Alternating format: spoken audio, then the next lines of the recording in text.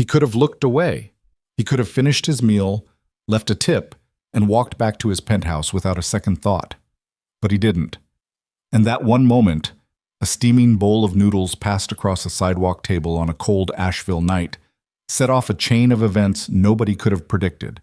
An unlikely friendship, a dangerous secret buried inside City Hall, a corruption scheme stealing from the most vulnerable, and a love neither of them saw coming. This is their story. Stay until the end. Drop your city in the comments. I want to see how far this story travels. The temperature had dropped faster than anyone expected that evening. By 7 o'clock, most of the outdoor tables along Lexington Avenue had emptied out. The kind of cold that settles into Asheville in mid-October doesn't announce itself. It just arrives, quiet and final, turning the mountain air sharp enough to cut through a light jacket like it's nothing. The string lights along the shop front swayed in a low wind. Leaves scraped across the pavement. The few people still walking had their shoulders pulled up to their ears and their eyes on the ground. Grayson Hale noticed all of it. He sat at a corner table at Faux Lien, a narrow noodle shop wedged between a laundromat and a used bookstore on the east end of the street. The restaurant had maybe 10 tables, half of them inside and 4 out on the sidewalk.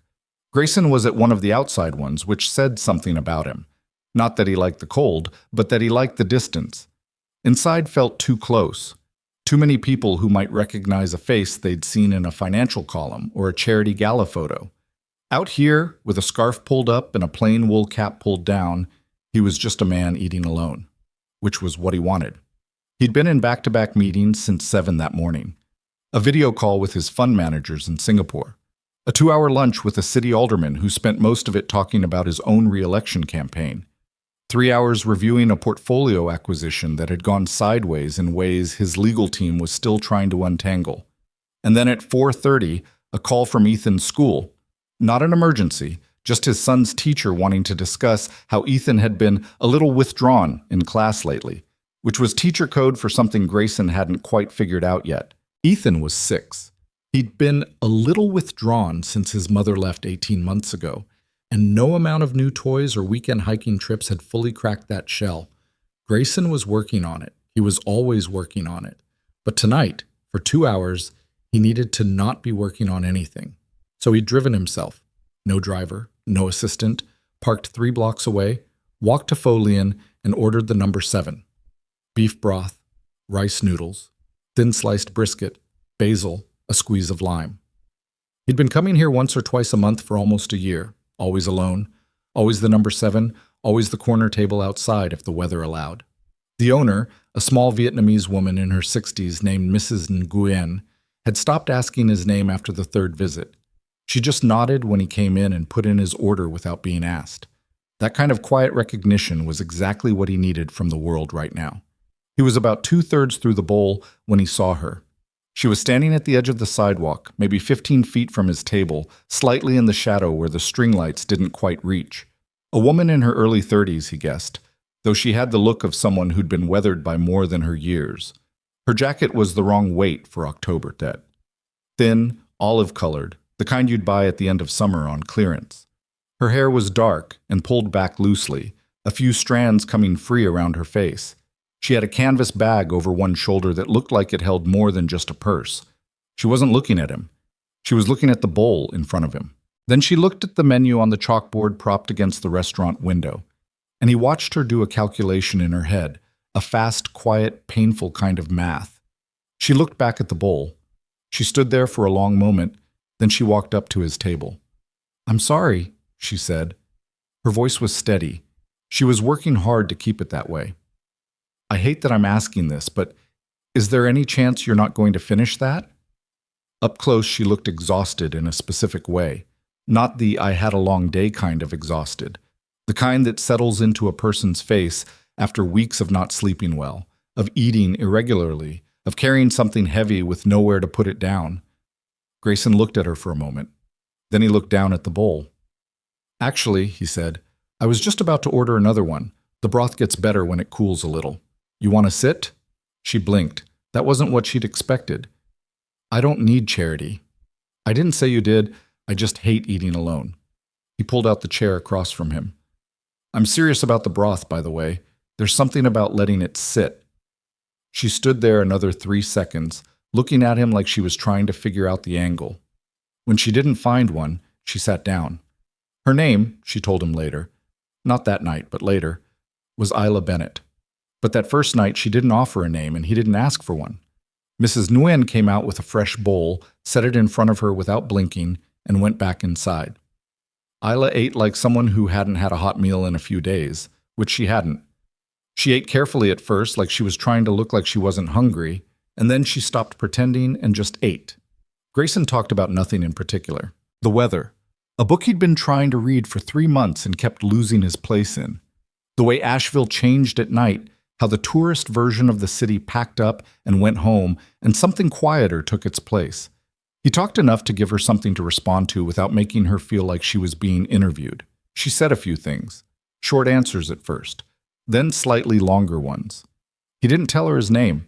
He didn't think it mattered, and he had a feeling that if she knew, if the name Grayson Hale meant anything to her, it would change the texture of the conversation in ways he didn't want. By the time she'd finished the bowl, she'd told him that she used to be a university student, that she'd been in Asheville for about 4 months, and that she was between situations, which they both understood to mean something harder than it sounded. "Thank you," she said when she stood up to leave. She said it plainly, without the excess of gratitude that sometimes made simple kindness feel transactional. "The soup's good, right?" he said. She almost smiled. "Yeah, it's good." She walked away down the street, and Grayson watched her go until she turned a corner. Then he finished his second bowl slowly, paid the bill. He always left Mrs. Nguyen a tip that was larger than the meal, and sat for another few minutes in the cold. He didn't know why he felt unsettled. He'd handed money to strangers before, had funded entire programs designed to help people in exactly her situation, but something about this felt different. Maybe because it was small. Maybe because it was real in a way that a wire transfer or a board meeting couldn't be. He pulled on his jacket, said goodnight to Mrs. Nguyen through the window, and walked back to his car. Across the street, on a bench outside the laundromat, Natalie Brooks had seen the whole thing. She hadn't meant to. She'd been waiting for a friend who was 40 minutes late, sitting with a cup of coffee that had gone cold, scrolling through her phone out of habit more than interest. She'd looked up when she heard the woman's voice. She always registered voices that had that particular kind of controlled desperation in them, the kind she heard in her office every day. And she'd watched the whole exchange. The man had been calm, not in the way that people sometimes performed calm, the deliberate charity performance, the look how magnanimous I am energy, but genuinely, almost carelessly calm. Like buying a bowl of soup for a hungry stranger was just the obvious next move, not a decision at all. Natalie was a social worker at the Buncombe County Community Services Office, which meant she spent her days navigating a system so overcrowded and underfunded that even getting someone on a waiting list sometimes felt like a victory. She'd been doing it for 6 years. She'd learned to read situations quickly, who was in crisis, who was stable, who was right on the edge. The woman, dark-haired, thin jacket, canvas bag, was on the edge. Not falling, but close. The man was something else. She couldn't place him. He was dressed plainly, nothing flashy, nothing that would stand out. But there was something in the way he sat, in the ease of his posture, that wasn't quite ordinary. Like someone who'd spent so long being in control of a room that even sitting alone at a noodle shop, he still occupied the space differently than most people. She filed it away and forgot about it for 2 weeks. The second Thursday, Grayson was at the same table. He told himself he wasn't expecting anything. He was just getting the number 7 because he always got the number 7, and he was sitting outside because he preferred it outside. That was all. She appeared at 7:20, coming from the direction of the bus stop, that same canvas bag over her shoulder. She stopped when she saw him, and for a second he thought she was going to keep walking. "You're here," she said. "Every other Thursday or so," he said, which was only half a lie. He'd been twice a month before. Now he was thinking weekly. She sat down. Mrs. Nguyen brought out 2 bowls without being asked. Isla looked at the second bowl, then at him. "You ordered ahead of time?" "She reads minds," he said, which was also only half a lie. He'd come in 20 minutes early and asked Mrs. Nguyen if it was all right to expect a guest. They ate. This time the conversation came a little more easily. She told him her name. He gave her his first name only, Grayson, just Grayson, and she didn't press for more. She mentioned she'd been sleeping at a shelter on the south side, that the shelter was full most nights, that she'd been looking for work but it was hard without a permanent address for job applications. There are ways around that, he said carefully. I know, I've tried most of them. He believed her. She didn't strike him as someone who hadn't tried. They were quiet for a while. The street noise filled in the gaps. A car passing, someone laughing from inside the restaurant, the wind working its way through the gap between buildings. Why do you eat outside? She asked. He considered that. Easier to think out here. The walls feel a little far away. She nodded slowly like that actually made sense. I used to feel that way in lecture halls, she said. Like if the room was small enough, you couldn't get any real thinking done. What did you study? Environmental policy. She said it with a flatness that had something raw underneath it. 2 semesters from finishing my master's when everything went sideways. He didn't ask what sideways meant. He'd learned in that first meeting and in the 14 days since that pressing too soon closed doors faster than anything else. They stayed until the restaurant started dimming its lights for the night, nearly 9 o'clock. When she left, she said goodnight the way you say goodnight to someone you plan on seeing again. He sat for a few minutes after she'd gone, finished his tea, and thought about the master's degree in environmental policy that had been 2 semesters from finished and then wasn't. He thought about that for a long time. By the 3rd Thursday, there were 3 of them. Grayson had brought Ethan. He'd thought about it for a full week, argued with himself about whether it was a good idea, and then on Thursday morning, Ethan had woken up at 6, come into the kitchen in his dinosaur pajamas and said, Dad, can we go somewhere tonight? Somewhere that's not our apartment? And Grayson had looked at his son, small and serious-faced and carrying that quiet weight that 6-year-olds shouldn't have to carry, and said, Yeah, I know a place. Ethan sat between them at the corner table, kneeling on the chair because he was still a little short for it, and worked his way methodically through a bowl of broth and noodles with the kind of focused seriousness that small children bring to food they're deciding whether to trust. He kept looking at Isla sideways, the way kids do when they're curious but trying not to look curious. Your hair's very long, he announced after about 4 minutes. Isla looked at him. Yours is kind of messy. Ethan considered this. My dad forgets to comb it sometimes. Ethan, Grayson said, it's true. Isla pressed her lips together like she was fighting a smile. My dad forgot things sometimes too, she said. It's okay. That was the entirety of their first conversation.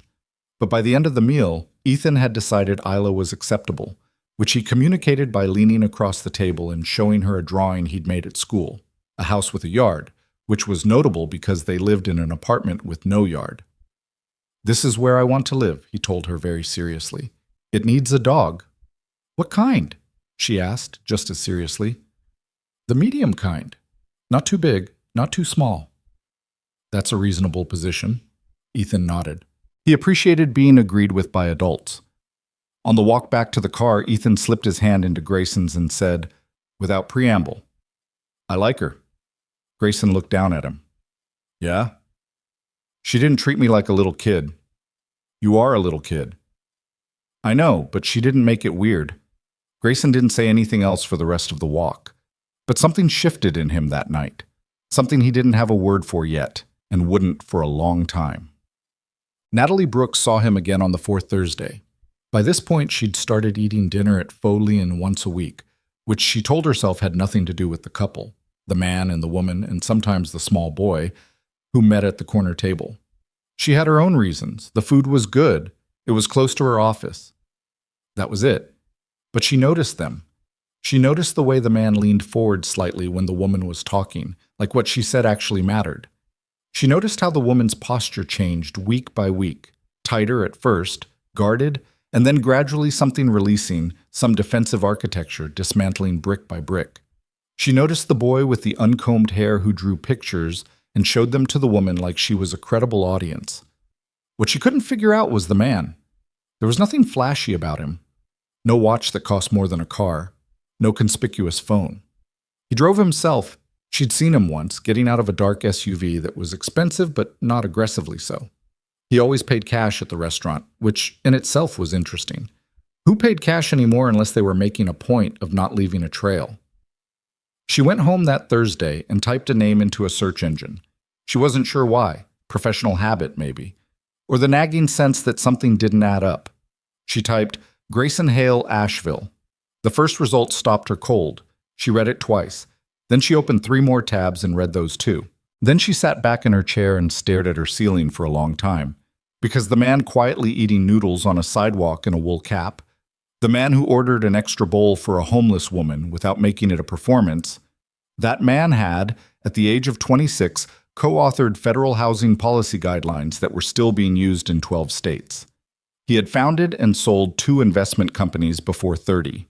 His charitable foundation had quietly funded food security programs in 4 counties across western North Carolina, including 2 programs whose funding origin Natalie's office had never been able to trace. He had disappeared from public life more or less completely about 2 years ago.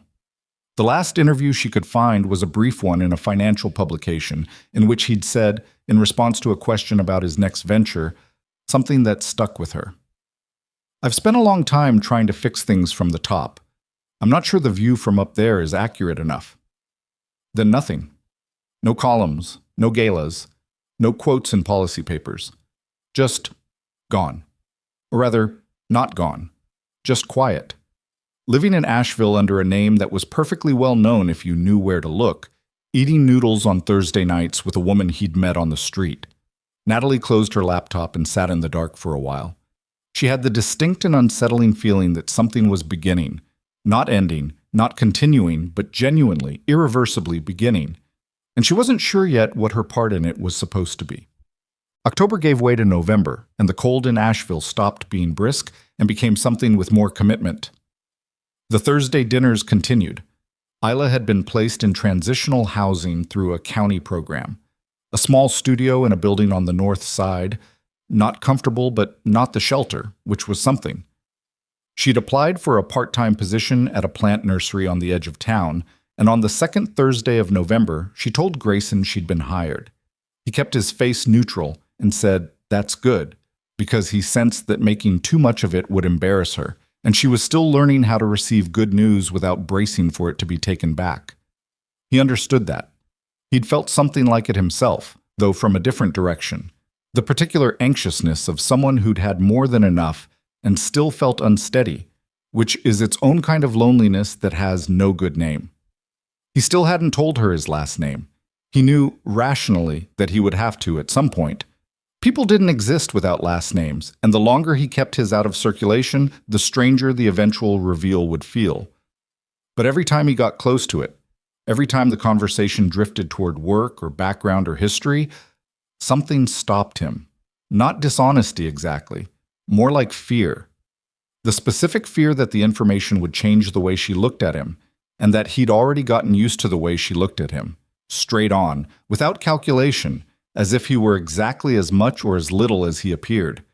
He couldn't remember the last time someone had looked at him that way. Ethan, for his part, had become Isla's unofficial biographer.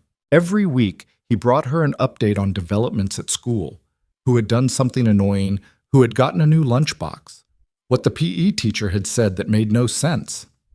Isla received these reports with full seriousness, which Ethan required. She asked follow-up questions. She had opinions about the lunchbox situation. She did not treat it like a child talking about small things.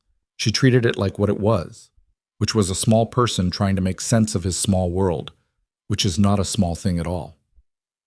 One night in late November, after Ethan had fallen asleep in the back seat on the drive home, he always crashed hard on Thursday nights, overstimulated from the dinner conversation. Grayson sat in the parking garage of his building for a long time before going inside. He thought about the way Isla had laughed that evening. It was the first time he'd heard her actually laugh. Not a polite sound, not a managed smile, but something real and a little unguarded that she seemed slightly surprised to have produced. He thought about his son's hand-drawn map of a house with a yard and a dog. He thought about what it meant that the first hours of his week he genuinely looked forward to were Thursday evenings at a noodle shop, and what that said about the other hours. He didn't have answers. He mostly had questions, but for the first time in a long time, he didn't feel the need to resolve them immediately.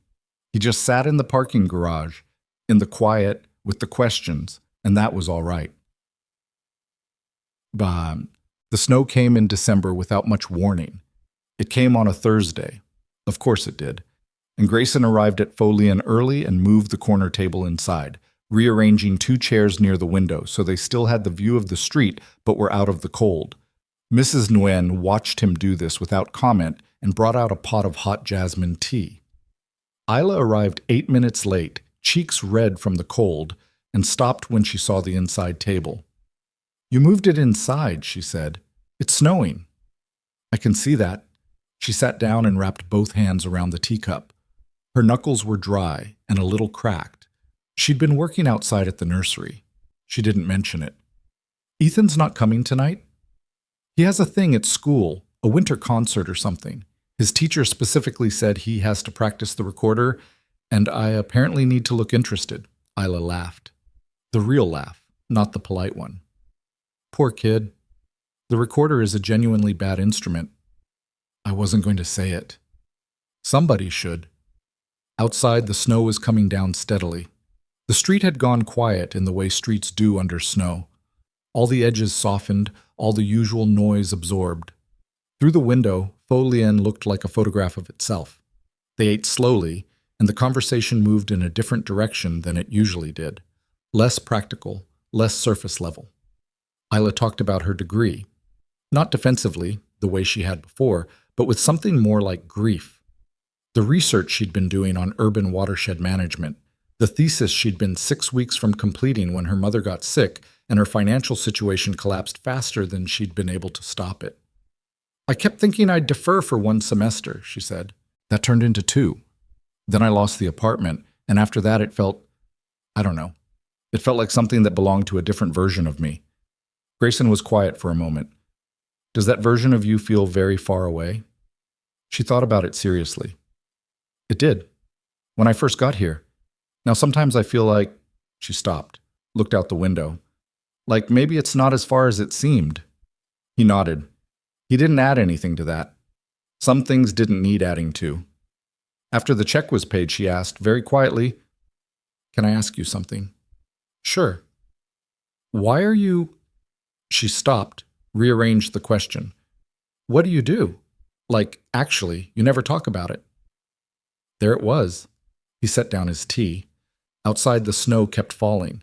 In the window reflection, he could see both of their faces overlaid on the white street, ghost-like. "Investments, mostly," he said. It was true. It was also massively incomplete. She looked at him like she knew it was incomplete. Investments. Private equity, some real estate, a foundation that funds community programs. He paused. "I had a different life a few years ago, more public. I got tired of it." She was quiet. Then, "Is that why you use only your first name?" He met her eyes. "Yeah." She held his gaze for a moment, then nodded, once, a small nod that said she wasn't going to push it, that she understood the particular need to occupy a life that other people hadn't entirely pre-furnished for you. "Okay," she said. They left together, walked a half block in the snow, and said goodnight at the corner. He watched her turn toward the bus stop, her thin jacket inadequate even with the scarf she'd added, and he thought, that jacket is going to be a problem in January. But he also thought about that nod. The way she'd said okay, not with suspicion, not with calculation, just, "Okay, I understand, you're allowed your reasons." He walked back to his car with snow collecting on his shoulders and thought that he'd forgotten what it felt like to be understood at that particular low volume, the kind that didn't require explanation.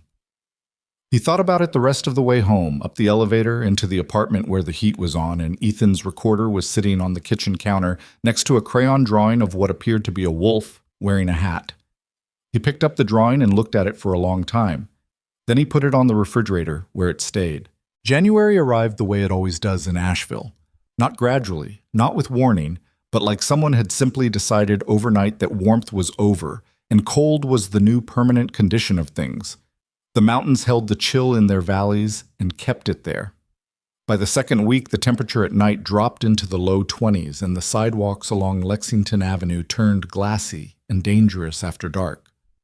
Grayson noticed, on the first Thursday of the new year, that Isla had a different jacket. It wasn't new. The sleeves showed wear at the cuffs, and there was a faint stain near the left pocket. But it was heavier than the olive-colored things she'd worn through October and November and December, and it was clearly warmer. He didn't comment on it. She didn't explain it, but he saw her clock the noticing in his expression, and she gave him a look that was half warning, half amusement, as if to say, "Don't." He didn't. Instead, he told her about Ethan's recorder recital, which had taken place the week before, and had been every bit as painful as advertised. 23 first graders playing what was technically jingle bells, but sounded more like a fire alarm in an argument with itself. He'd sat in the second row and clapped at the right moments, and told Ethan afterward that it was really something, which was true in the most neutral possible interpretation of the word. Isla laughed, the real laugh, the one that had started appearing more regularly in the past few weeks. Did he know it was bad? He absolutely knew. He came out of the auditorium and said, "I don't think I'm a recorder person." And I said, "That's a very mature self-assessment." What did he say? He said, "Can I quit?" And I said, "Let's give it until spring." And he said, "That's not what I asked." She was still smiling. He's 6 and he's already negotiating? He's been negotiating since he was 4. I think he was born with a contract in his hand. She shook her head, but there was something soft in it. She'd become genuinely fond of Ethan in a way that Grayson recognized as real and not performed. The way she remembered things he'd mentioned weeks earlier. The way she asked follow-up questions about his school situation with actual curiosity rather than the mild, obligatory interest that adults usually brought to conversations about other people's children. "How's the housing situation?" he asked, after a pause that had a different texture than their usual pauses. "Fine. Same." She wrapped both hands around her soup bowl.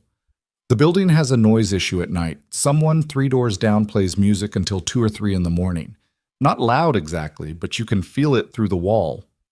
Have you talked to the building manager?" She gave him a flat look. "The building manager is the one who's letting the lease run month to month without a formal contract. I'm not in a position to complain about anything." He understood that without needing it, explained further. The arithmetic of precarious housing, the way it required a constant, exhausting calculation of what you could push back on and what you had to absorb, because the alternative was being back outside.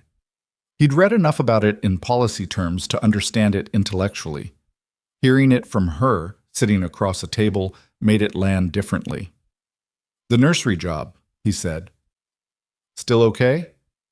"It's fine. The hours are inconsistent in winter. Less to do when nothing's growing."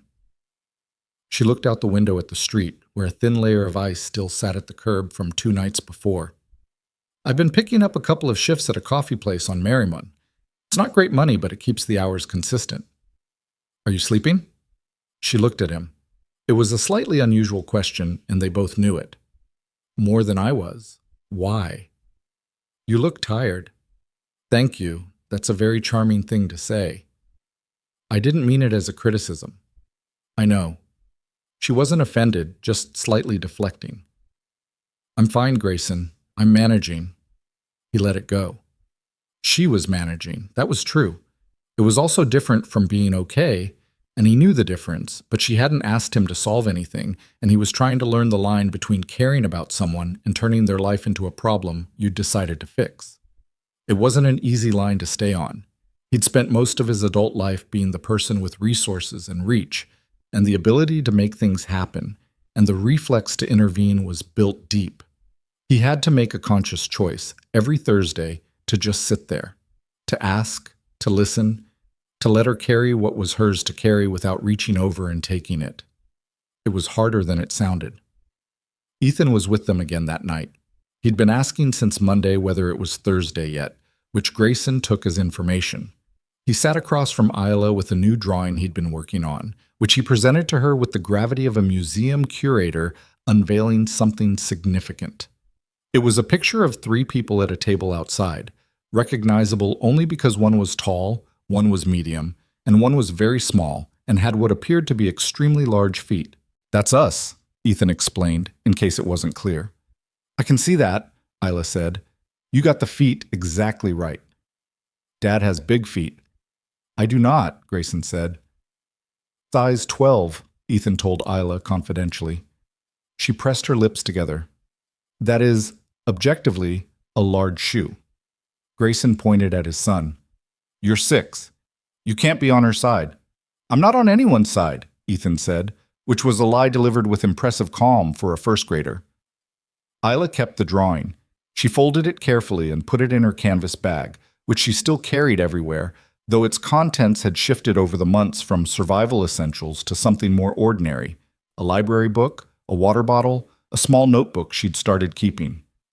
Grayson had noticed the notebook a few weeks ago and hadn't asked about it, but he'd seen her scribbling in it sometimes while she waited for him to arrive, and the quality of her focus when she did suggested it was more than a grocery list. She was still thinking. That was what the notebook meant. She was still turning ideas over, still engaging with the world in whatever way she'd been engaging with it before everything fell apart. That mattered to him in ways he couldn't fully articulate. The Thursday dinners had become, without anyone declaring them to be, the fixed point of Grayson's week. Everything else could shift. Meetings moved, calls got pushed, Ethan's school schedule changed, but Thursdays were constant. He'd begun, quietly, to arrange his work calendar around them, which was the kind of thing he'd never done for anything that wasn't an investment or a board meeting. He didn't examine this too carefully.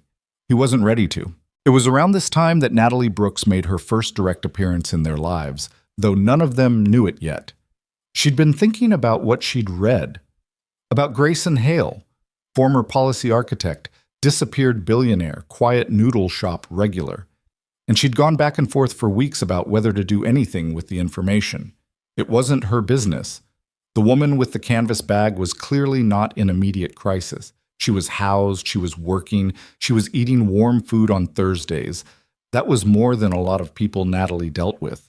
But the idea had been building in Natalie's head for months, fed partly by that first encounter on the sidewalk, and partly by the daily reality of her job, which was a machine that processed human need and produced, with remarkable consistency, not enough. The paperwork required to access basic services was designed, in its complexity, to exclude the people who needed them most. She'd watched people fall through gaps that existed not by accident, but because no one with power had found it inconvenient enough to close them. She'd been drafting something, a proposal, rough and incomplete, for a program she was calling Safe Harbor, a navigation system, essentially, a way for people in precarious situations to access services without having to understand a bureaucratic structure that had been built for administrators, not for the people it was supposed to serve. A single point of contact, clear pathways, no 6-month waiting lists for an intake interview. It was a good idea. She knew it was a good idea. She also knew that good ideas died in committee rooms in City Hall every week, killed by budget concerns and political maneuvering and the general institutional resistance to anything that disrupted the existing order. What she needed was someone who understood both sides, the human reality of what she'd seen on that sidewalk in October, and the structural mechanics of how policy actually got made and funded. She knew who that person was. She just wasn't sure yet how to get in front of him without making it weird. The opportunity came, somewhat anticlimactically, on a Tuesday morning in late January when she walked into Folien to pick up a takeout order and found Grayson Hale sitting alone at the counter, talking to Mrs. Nguyen about whether the restaurant's ventilation system was going to survive another winter. He was not in disguise, he was just a man in a plain jacket talking about ductwork. Natalie stood at the register for a moment, takeout bag in her hand, and made a decision. "You're Grayson Hale," she said. Not accusing, not reverent, just a statement of fact. He turned and looked at her with an expression she'd learned to recognize later as his particular version of being caught. Not guilty exactly, but slightly resigned, like a man who'd known this moment was coming and had been hoping to postpone it a little longer. "Depends on who's asking," he said. "Natalie Brooks. I'm a social worker at the county office on Patton." She held out her hand. "I've seen you here on Thursdays, with Isla." Something shifted in his expression at the name. Not alarm, more like a door closing quietly. "She's a friend," he said carefully. "I know. I'm not here because of her, specifically." She sat down on the stool next to him, because standing in front of someone while holding a takeout bag was not a position of authority, and she needed to at least be at eye level. "I have an idea I've been working on. A program. And I've been trying to figure out who to talk to about it, who would actually understand how the pieces fit together, and then I did some reading, and—" She paused. "You wrote the Hendricks Callaway Housing Framework." He looked at her for a long moment. "That was 8 years ago." "It's still being used in 11 states, 12 if you count the Virginia revision last spring." He was quiet. She could see him deciding how much to engage. "What's the program, Chet?" he finally said. She told him. Not the full version. She didn't have the full version yet. But the core of it. The navigation model. The single point of contact idea.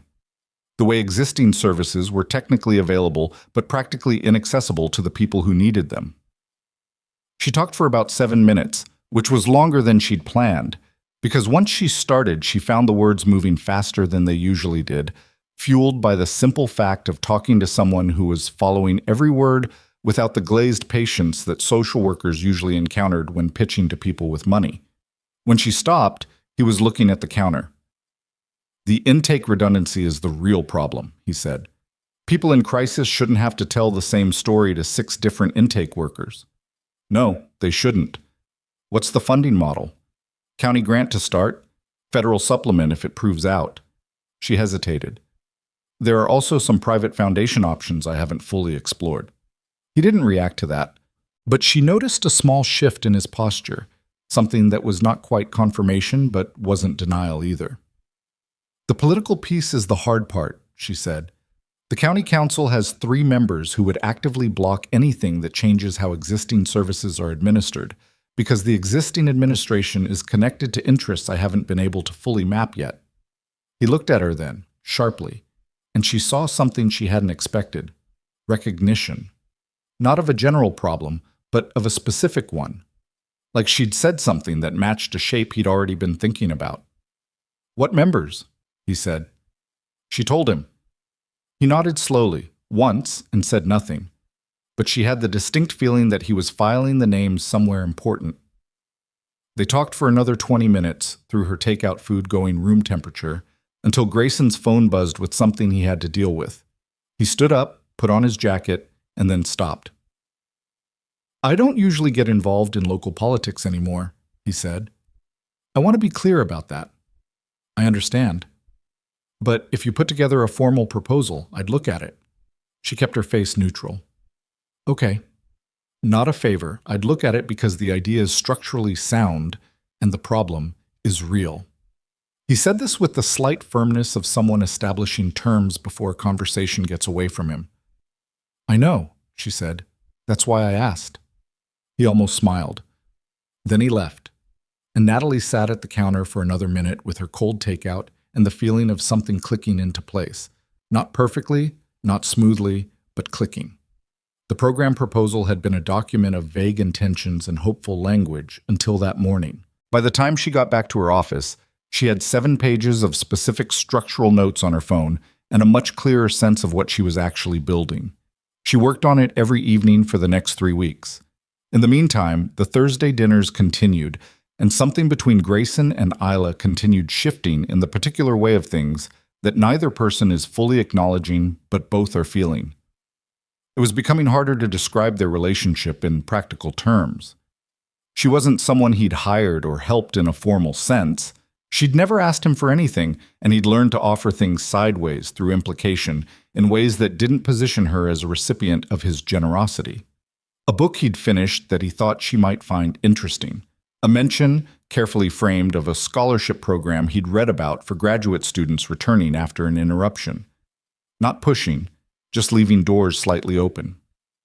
She walked through some of them and left others closed, and he respected both responses. What was growing between them didn't have a clean name yet. It wasn't exactly friendship. It had too much awareness in it for that. too much of the specific attention that people pay to someone they're trying to understand at a level below the surface. It wasn't romance, at least not in any declared sense, but it was something. Grayson knew it the way you know when a room's temperature has changed without being able to point to exactly when it happened. Ethan, being 6 and therefore completely without the adult capacity for self-deception, had already named it. "You like her," he told his father one morning, very matter-of-factly, while Grayson was making breakfast and not thinking about anything in particular, or telling himself that. "She's a friend," Grayson said, which was the same thing he'd told Natalie and was becoming less convincing each time he said it. "That's not what I mean," Ethan said. Grayson looked at his son. "You're 6. "I know. Go get your backpack." Ethan went, but he had the expression of someone who'd made a point and was willing to let it sit. Grayson stood at the stove and thought about that expression for the rest of the morning. February moved through with its particular gray stubbornness, the kind of month that doesn't have the novelty of January's cold or the warmth of what's coming.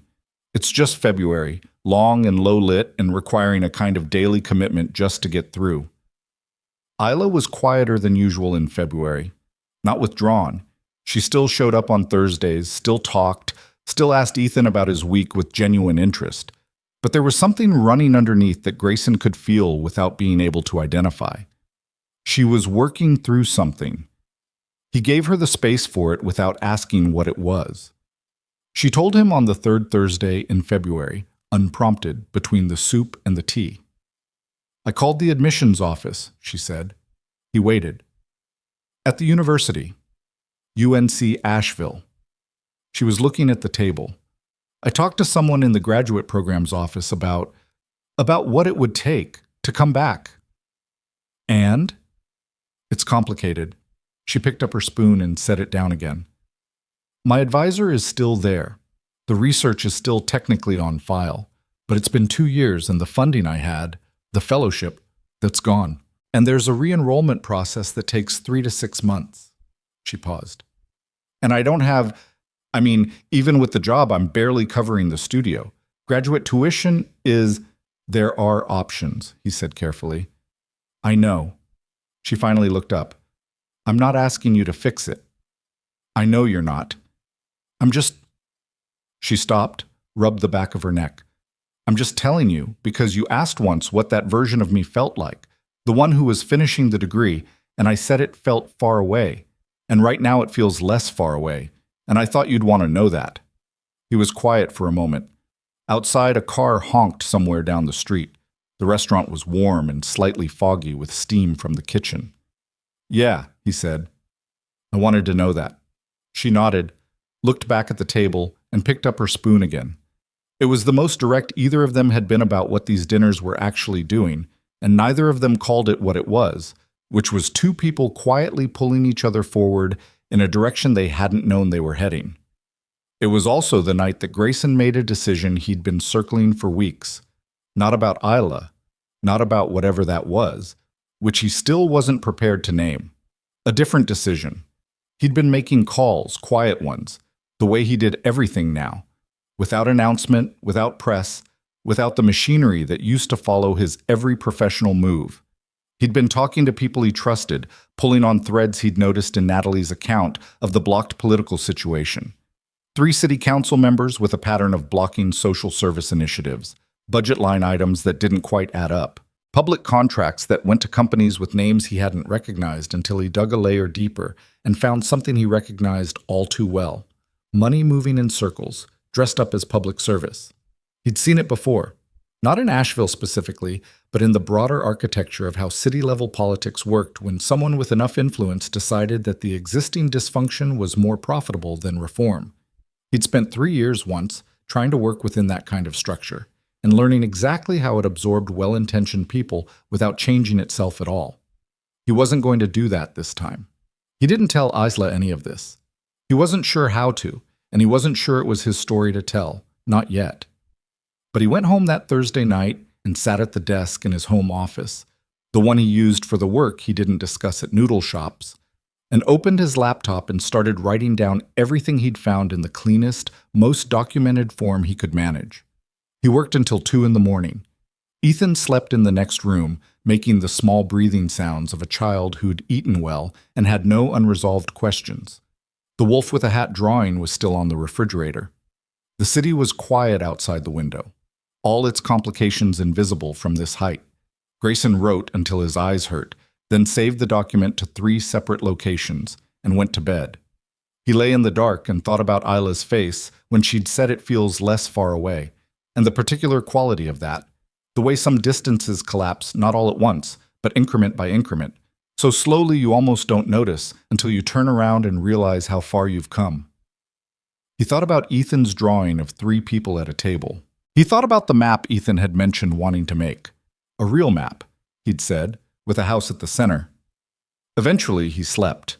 The document sat on his hard drive, patient and waiting, full of names and numbers, and the shape of something that had been hidden for a long time under layers of ordinary-looking official business.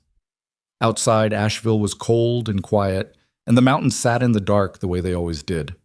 Older than anything happening among the people below them, not indifferent exactly, just measuring time on a scale that made urgency feel relative. But the people below them were not measuring time on that scale. They were measuring it in Thursdays, in soup bowls, in the distance between where someone had been and where they might yet go. And on that scale, things were moving, slowly, unevenly, with setbacks still ahead that none of them could see yet, but moving. March came in cold and stayed that way longer than anyone wanted. Natalie had submitted the safe harbor proposal to the county grants office on the last Friday of February, which meant it was now sitting in a review queue somewhere in a building on College Street, waiting to be read by someone who may or may not understand what they were reading. She'd done everything right. The structural framework was clean, the budget projections were conservative and documented. The needs assessment drew on 6 years of her own case data. Grayson had reviewed the final draft twice and made 12 specific suggestions, all of which she'd incorporated. And on the evening she sent it, she'd sat in her car in the parking lot outside her office and felt, for approximately 4 minutes, genuinely hopeful. Then she went home and made herself stop feeling hopeful, because hope in the social services context was a resource that needed to be rationed carefully or it would run out before you needed it most. The waiting was the worst part. It always was. She filled the time with her caseload, which was never short of filling, and with the quiet background work of mapping the political landscape around Safe Harbor. Who would support it? Who would resist it? And most importantly, who was resistant for reasons they wouldn't say out loud. She'd told Grayson about the 3 council members.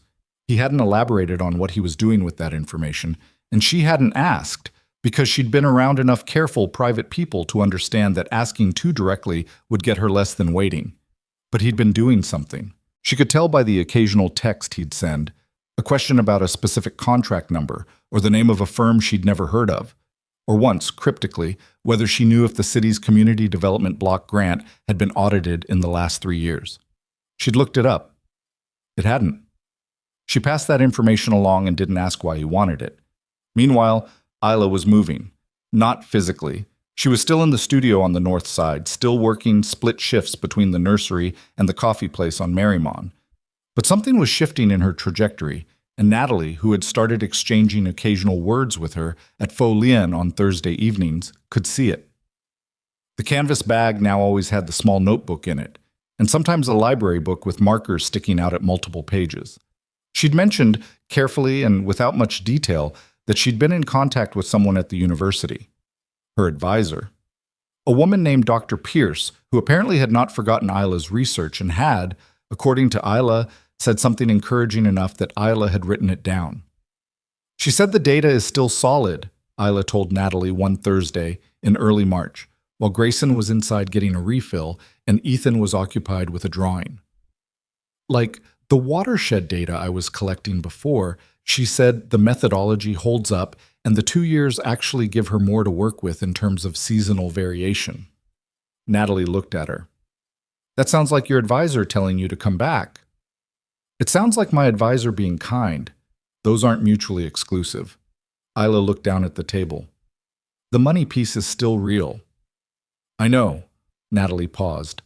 But sometimes the money piece has solutions you haven't found yet.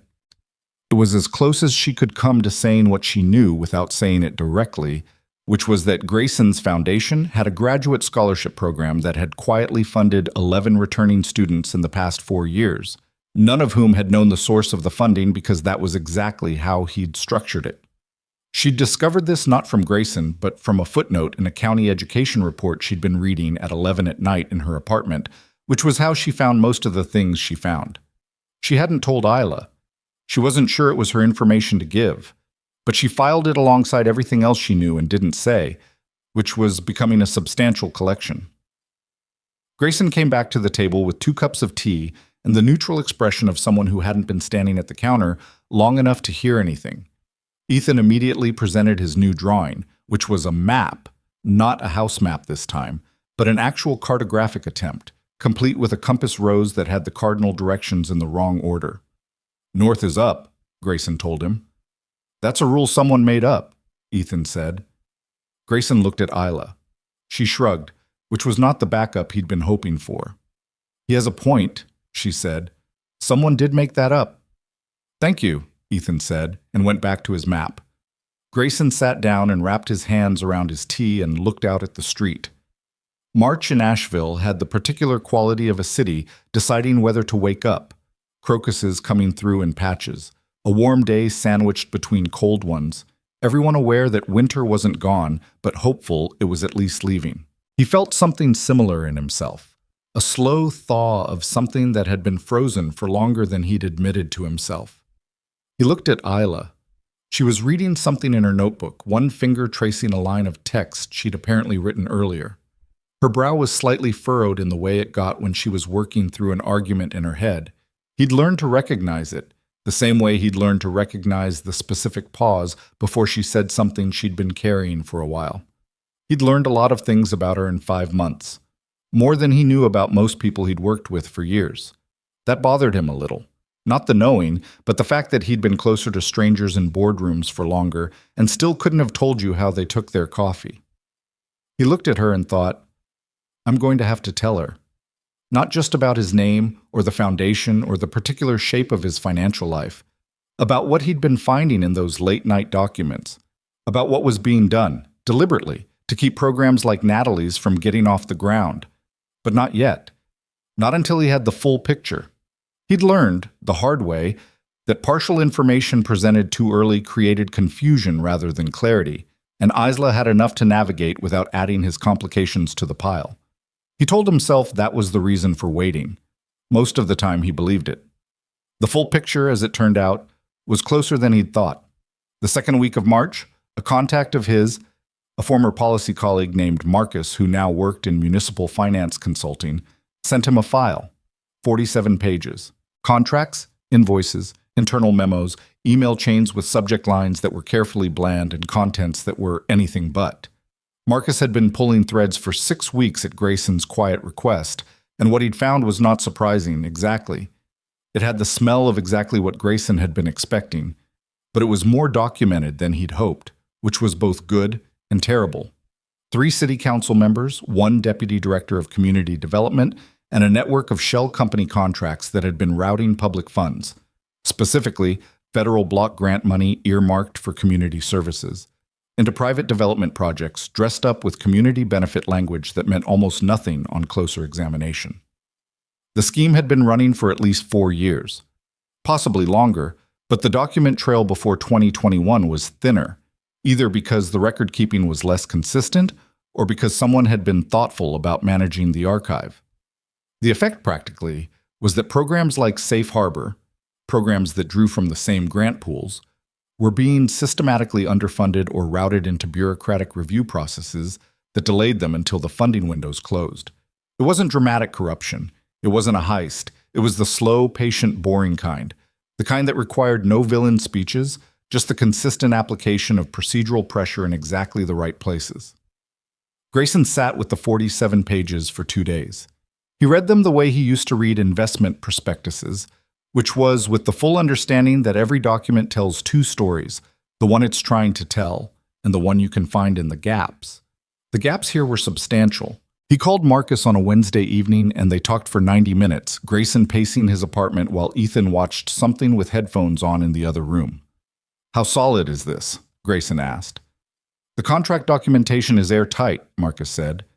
The email chain is going to require some legal interpretation, but the financial flows are documented enough that any competent forensic accountant could reconstruct the story.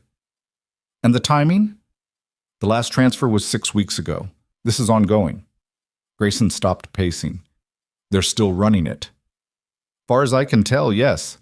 The Safe Harbor Grant Review. Marcus paused. I found an internal email from the Deputy Director's office. The language is vague, but the implication is that the review is being extended, not for substantive reasons. Grayson sat down. They're running out the clock on the grant window. That's what it looks like. You've got maybe 8-9 weeks before the funding cycle closes. After that, the program either dies or starts over from scratch next year. 8 weeks. Grayson looked at the wall, at Ethan's wolf with a hat drawing, which had migrated from the refrigerator to the hallway sometime in the past month, at the closed door of the room where his son was watching something uncomplicated with headphones on. Okay, he said, I need to think about the right way to bring this forward. Grayson, Marcus's voice had a caution in it. If you go public with this, your name is going to be on it. You understand that? I know. You've been very deliberately not having your name on anything for 2 years. I know, he said again. A silence on the line. Then Marcus said, Okay, I'll hold the file. Tell me when you're ready to move. He hung up and sat in the quiet apartment for a long time. Ethan had fallen asleep at some point, still wearing the headphones, which Grayson discovered when he went to check on him. His son curled on the couch with the tablet dark beside him, the headphones askew, breathing the deep, regular breath of a child completely at peace with the world. Grayson straightened the blanket and turned off the lamp and went back to the kitchen and stood at the window looking out at the city. He'd left the public world for reasons that still held. The machinery of visible power was exhausting and distorting in ways he hadn't fully understood until he'd stepped away from it and felt his own thoughts clarify. He didn't miss the coverage, didn't miss the meetings in rooms where everyone's primary agenda was something other than what they claimed, didn't miss the constant calculation of how everything he said would look, rather than whether it was true. But something had been building since October, since a bowl of soup on a cold sidewalk, since the look on Ethan's face when Isla took his drawing seriously, since Natalie's 7-minute pitch at Folian that had been structurally sound and completely without an angle, since 47 pages of documentation showing him exactly what happened to the people who fell through the gaps when the people in charge of the gaps decided the gaps were profitable. He thought about Isla calling her university advisor, about the notebook with the marked pages, about 2 semesters from a degree that meant something to her. He thought about how many people he'd never meet whose situations were variations on hers, and who didn't have a Thursday dinner to come back to. He made a decision, not a clean one. There was nothing clean about it. It had complications attached to it that he'd spend weeks dealing with, but a real one, the kind that settles into you as you're making it and doesn't require confirmation later. He would go to Natalie in the morning. She was in his office by 9:15, which meant she'd rearranged her morning caseload, which meant she'd understood from his text that it was urgent without him having to say so. She sat across from him at the desk he'd cleared for the purpose and read through the 47 pages in 45 minutes, which was fast but not careless. He watched her eyes moving and knew she wasn't skimming. When she finished, she set the file down and was quiet for a moment. The block grant diversion, she said. That's the money that was supposed to fund the intake coordinator position for 3 years. The one they told us was cut due to budget constraints. Yes. It wasn't cut.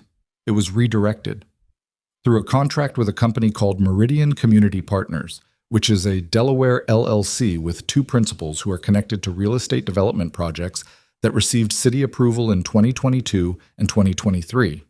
She looked at him. And you've had this for how long? 2 days. Before that, pieces of it for about 6 weeks. 6 weeks. Her voice was flat, not angry exactly, but close to something that would become anger once she had time to process it. You've been sitting on this for 6 weeks. I was building the complete picture. Partial information is a weapon that can misfire. She started to say something, stopped, and looked at the file again.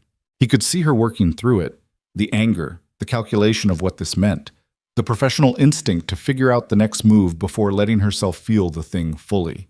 He recognized that sequence. He'd been running it himself for 2 days. "The grant window," she said. 8 weeks. Give or take. That's not a lot of runway. "No," he said. "It's not." She was quiet again, then, "What do you want to do with this?" "That depends partly on you. It's your program, and it's going to be your face on the public hearing if it gets that far." She looked at him sharply. "Public hearing?" "The grant process includes a public comment period. It's being managed by the same deputy director whose name is in that file. If we request an emergency public hearing and bring this documentation forward in that context, in a public meeting of record, with press present, it becomes significantly harder to suppress than a complaint filed through administrative channels." She understood immediately.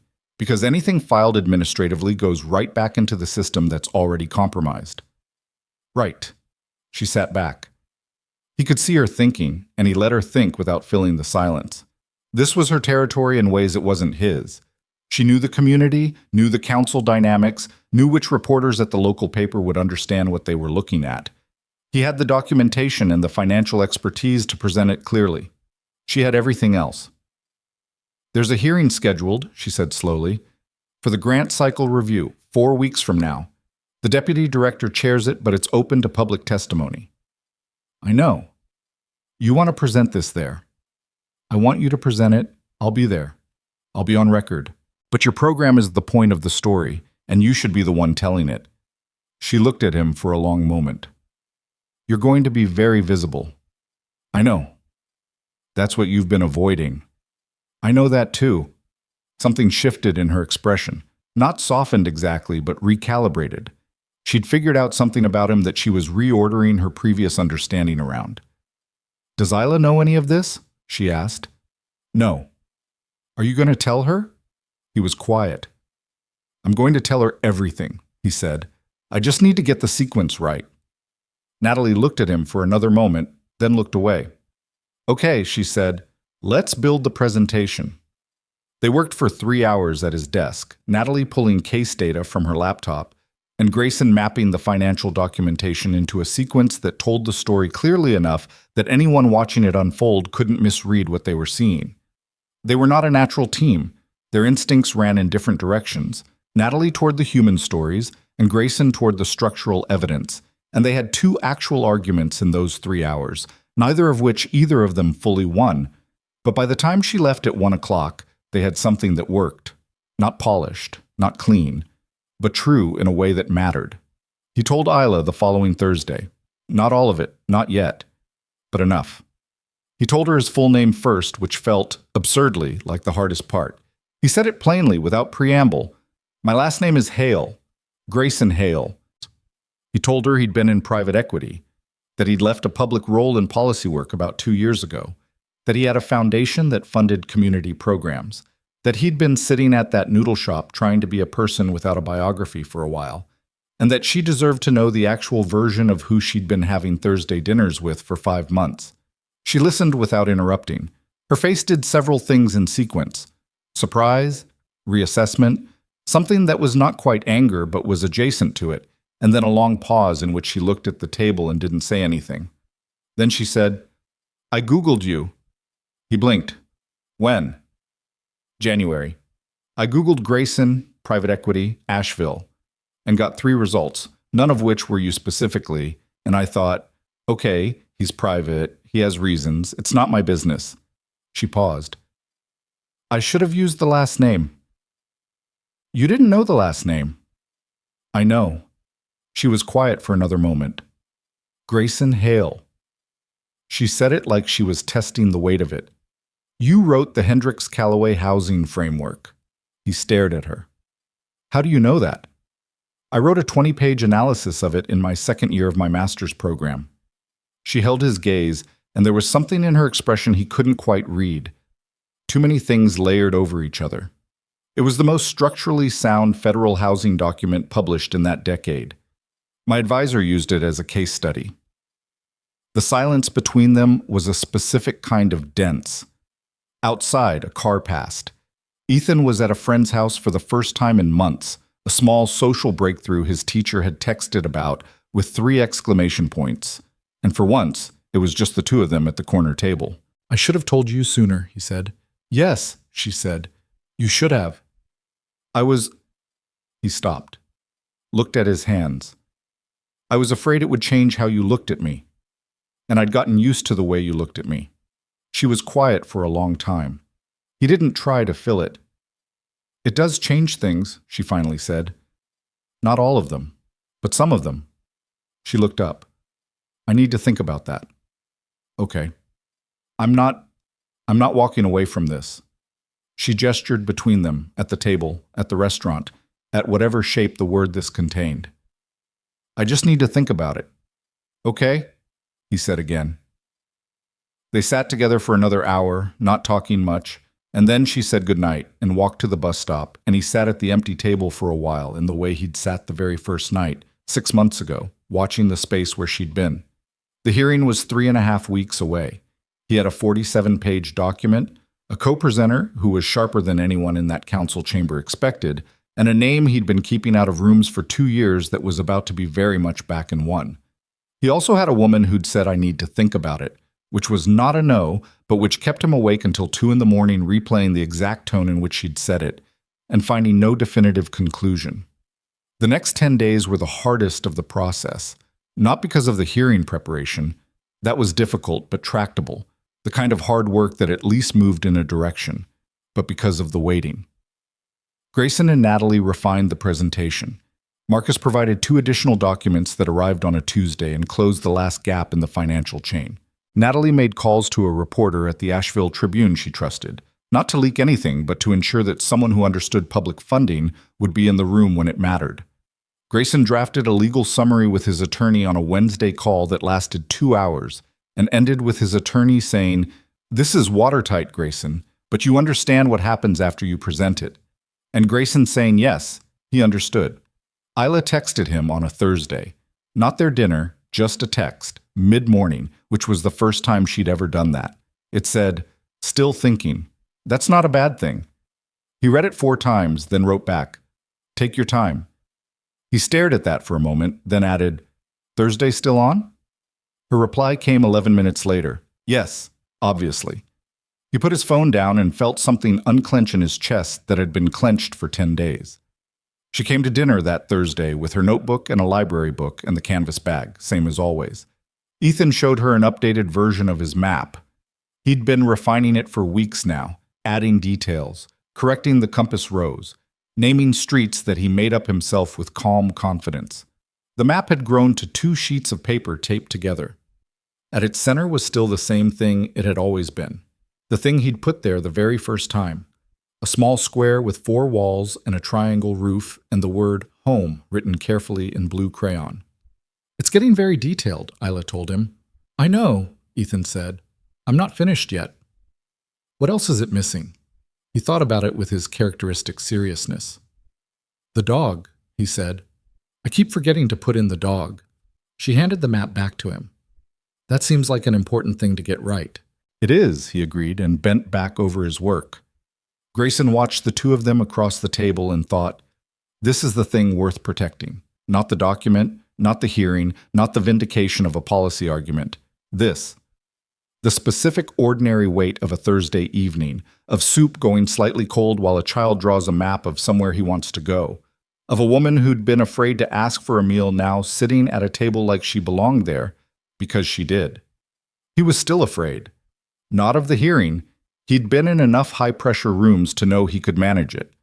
He was afraid of the part after, of what happened when the noise settled and there was nothing left to do but figure out what all of it meant, and whether the things that had grown in the quiet of 5 Thursday evenings were sturdy enough to survive being looked at directly. He didn't have the answer to that yet. The hearing was 12 days away, and the city didn't know what was coming, and Grayson Hale, who had spent 2 years trying to be just Grayson, just a man, just a father eating noodles on a cold sidewalk, was about to stop being invisible. He picked up his soup spoon and looked at Ethan's map and said nothing, because sometimes there's nothing to say. And sitting in the middle of a thing, right in the center of it, is the only honest response. He sat in the center of it.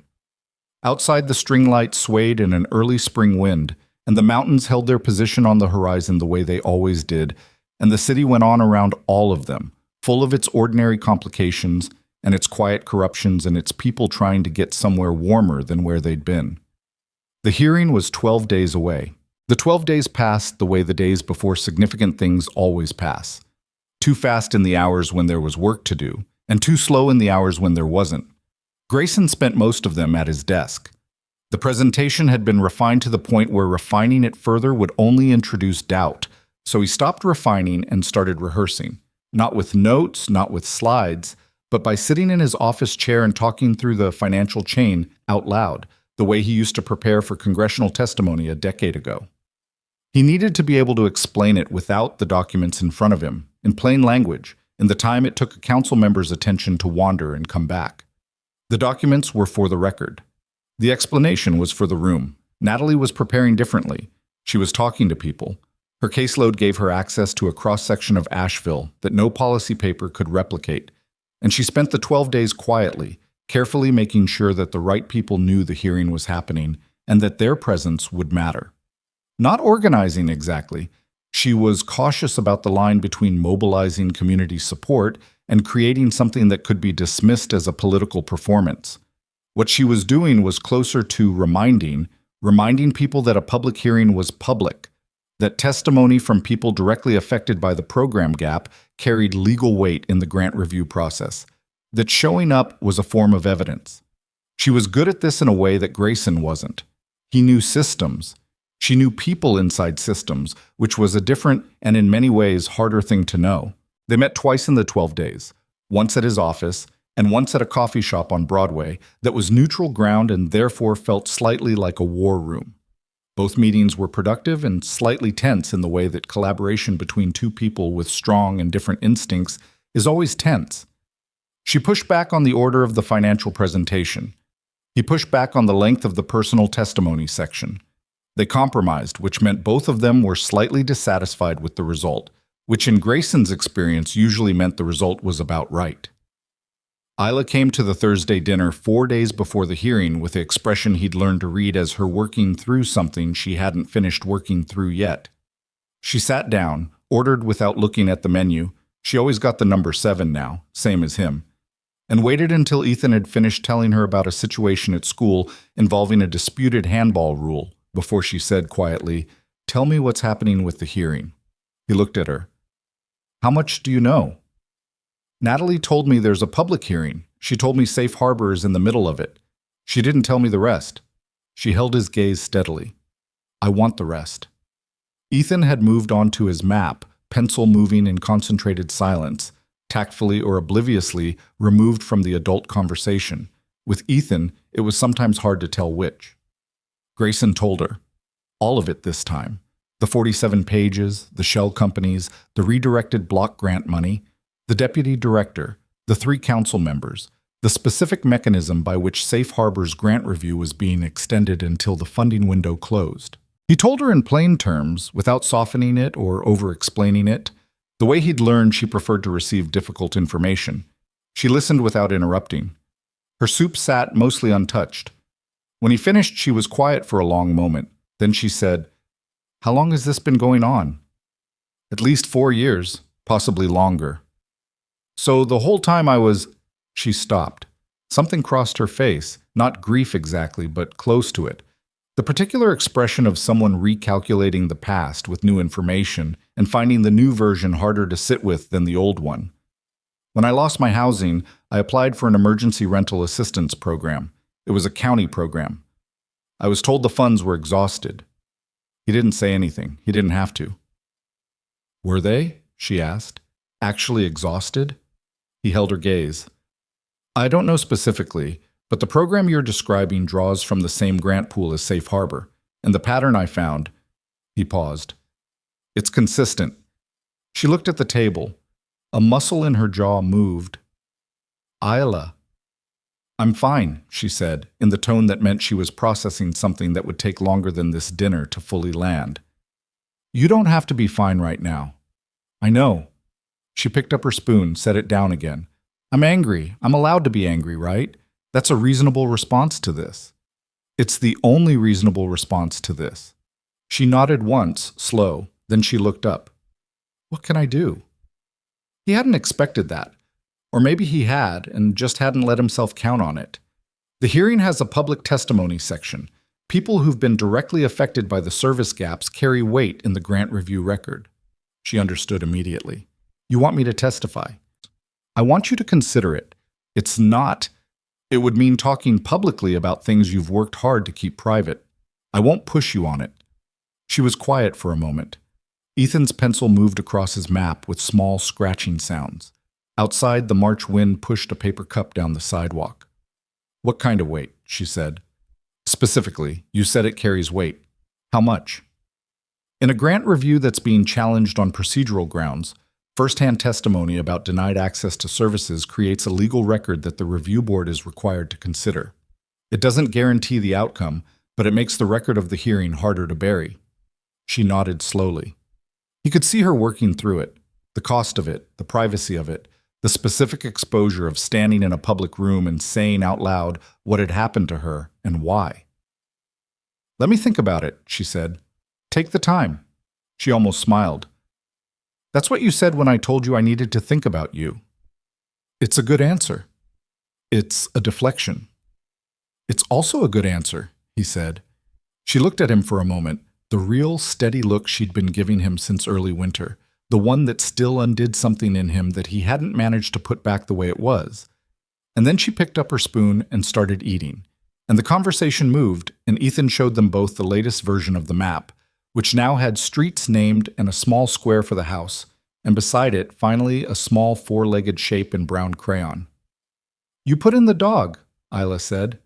Medium-sized, Ethan confirmed. Not too big, not too small. You finally got it right. I know, he said, with the satisfaction of someone who has completed something important. Grayson looked at the map for a long time that night, at the brown crayon dog and the blue crayon house and the word at the center written in careful first-grade letters.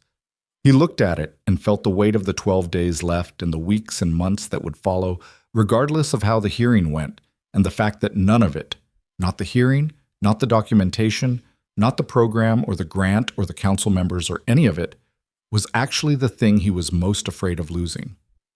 He was most afraid of losing the Thursday table, the ordinary weight of it. He'd had large things before, large professional victories, large public moments, and they'd all eventually settled into the ordinary dimensions of a life. What he had at this corner table was already ordinary, already small in the way of things that actually matter, and he was terrified in the specific way of someone who has found something real and knows exactly how real things can be taken away. He drove home that night with Ethan asleep in the back seat and thought, don't let the next 2 weeks make you forget what you're doing this for. He didn't let himself forget. The morning of the hearing arrived on a Tuesday in mid-April, cold and clear, the sky over the mountains a hard, bright blue. Grayson wore a suit for the first time in almost 2 years, not because he thought it would help him specifically, but because he understood what it signaled in a room like this, and he'd always believed in being clear about what you were bringing to a table. Natalie wore her good blazer over a plain shirt. They arrived at City Hall 40 minutes early and sat in the hallway outside the hearing chamber and went through the presentation one final time without saying much to each other. There were more people in the hallway than either of them had expected. Natalie had done her quiet work well. There were perhaps 30 people seated along the corridor benches by the time the chamber doors opened, a range of faces and ages that told the story of the service gap more effectively than any document could. 3 of them Grayson recognized from Natalie's case descriptions. One was a woman in her late 50s with a slight tremor in her hands who had been on the transitional housing waiting list for 7 months. One was a young man who'd aged out of foster care at 18 and spent the following year navigating an intake system so fragmented that he'd given up and slept in his car for 3 months before someone at a church referral had steered him toward Natalie's office. One was a middle-aged man who'd lost his job during the previous winter and found, in attempting to access emergency food assistance, that the county intake process required documentation he didn't have for reasons the intake worker hadn't explained and he hadn't known to ask about. They were not a movement. They were just people who had shown up because Natalie had called them and told them the truth. That what happened in this room today would determine whether a program existed that might actually work for people like them, and that their being here was part of the evidence. Grayson looked down the corridor at them and felt something settle in him that had been unsettled for days. Not confidence, exactly, something quieter than that, a sense of proportion. He'd been inside this kind of room before, carrying this kind of documentation, and he knew that rooms and documentation didn't always produce the right result. But the people in the hallway were real in a way that was harder to dismiss than a financial report, and he was going to make sure the room understood that. The chamber filled in the 20 minutes before the hearing began. The press section had 4 reporters, which was more than Natalie had hoped for, and included the Tribune reporter she'd briefed, and a journalist from a regional NPR affiliate who had apparently received a tip Natalie claimed not to have made. The council table had 7 members, 3 of whom Grayson knew by name and reputation, and whose expressions, as they settled into their seats and registered the size of the audience, showed the particular controlled discomfort of people who had expected a procedural meeting and were recalibrating. Deputy Director Warren Holt sat at the administrative table to the right of the council. He was a compact man in his mid-50s with a quality of practiced blandness that Grayson recognized immediately, the civil servant version of camouflage. He had a folder in front of him and a styrofoam cup of coffee and the expression of someone who managed things for a living and expected to manage this. He hadn't seen the 47 pages yet. He didn't know they existed. Grayson had made very sure of that. The hearing chair, Councilwoman Patricia Reyes, who was not one of the 3, and whose reputation for procedural exactness Grayson had verified before today, opened the session at 9 o'clock precisely. She announced the agenda. A review of the current Community Development Block Grant Cycle, with specific consideration of the Safe Harbor Program proposal submitted by Natalie Brooks of the Buncombe County Community Services Office. She gave the floor to Natalie first. Natalie stood and talked for 11 minutes. She didn't read from notes. She knew this material the way she knew the layout of her own office, completely, without having to think about where anything was. She described Safe Harbor's structure clearly and without jargon. She described the service gap it was designed to address with specificity, citing case types from her 6 years of direct work. She did not make emotional appeals. She made a case, which was more effective. When she sat down, Councilwoman Reyes opened the floor for administrative response. Holt picked up his folder. He spoke for 8 minutes about review process, about due diligence requirements for grant proposals of this scope, about the standard timeline for comprehensive programmatic assessment. He was smooth and unhurried. He used the word robust 4 times. He gave no specific reason for the extended review timeline beyond a general reference to thoroughness. Grayson watched 3 of the council members nod slightly while Holt spoke. He noted which 3. Then Reyes opened the public testimony section, and the people from the hallway came forward one at a time. The woman with the tremor in her hand spoke for 4 minutes about the 7-month waiting list. The young man who'd slept in his car spoke for 3 minutes in a voice that was steady in a way that clearly cost him something. 3 others followed, each specific, each without drama, each carrying the simple and devastating clarity of a person describing something that actually happened to them. The council was quiet in a way that was different from its usual official quiet. Then Reyes called Grayson's name. He stood. He buttoned his jacket. He walked to the podium and set down a folder he didn't open and looked at the room. The council table, the press section, the packed public gallery, the administrative table where Holt was sitting with his styrofoam cup and his practiced blandness. And he began. He started with the grant structure. He explained in 2 minutes of clean financial language how community development block grants were allocated, tracked, and audited at the federal level, and what the reporting requirements were at the municipal level. He saw 2 council members lean forward slightly. He saw one of the 3 lean back. Then he described what he'd found. He didn't call it corruption at first.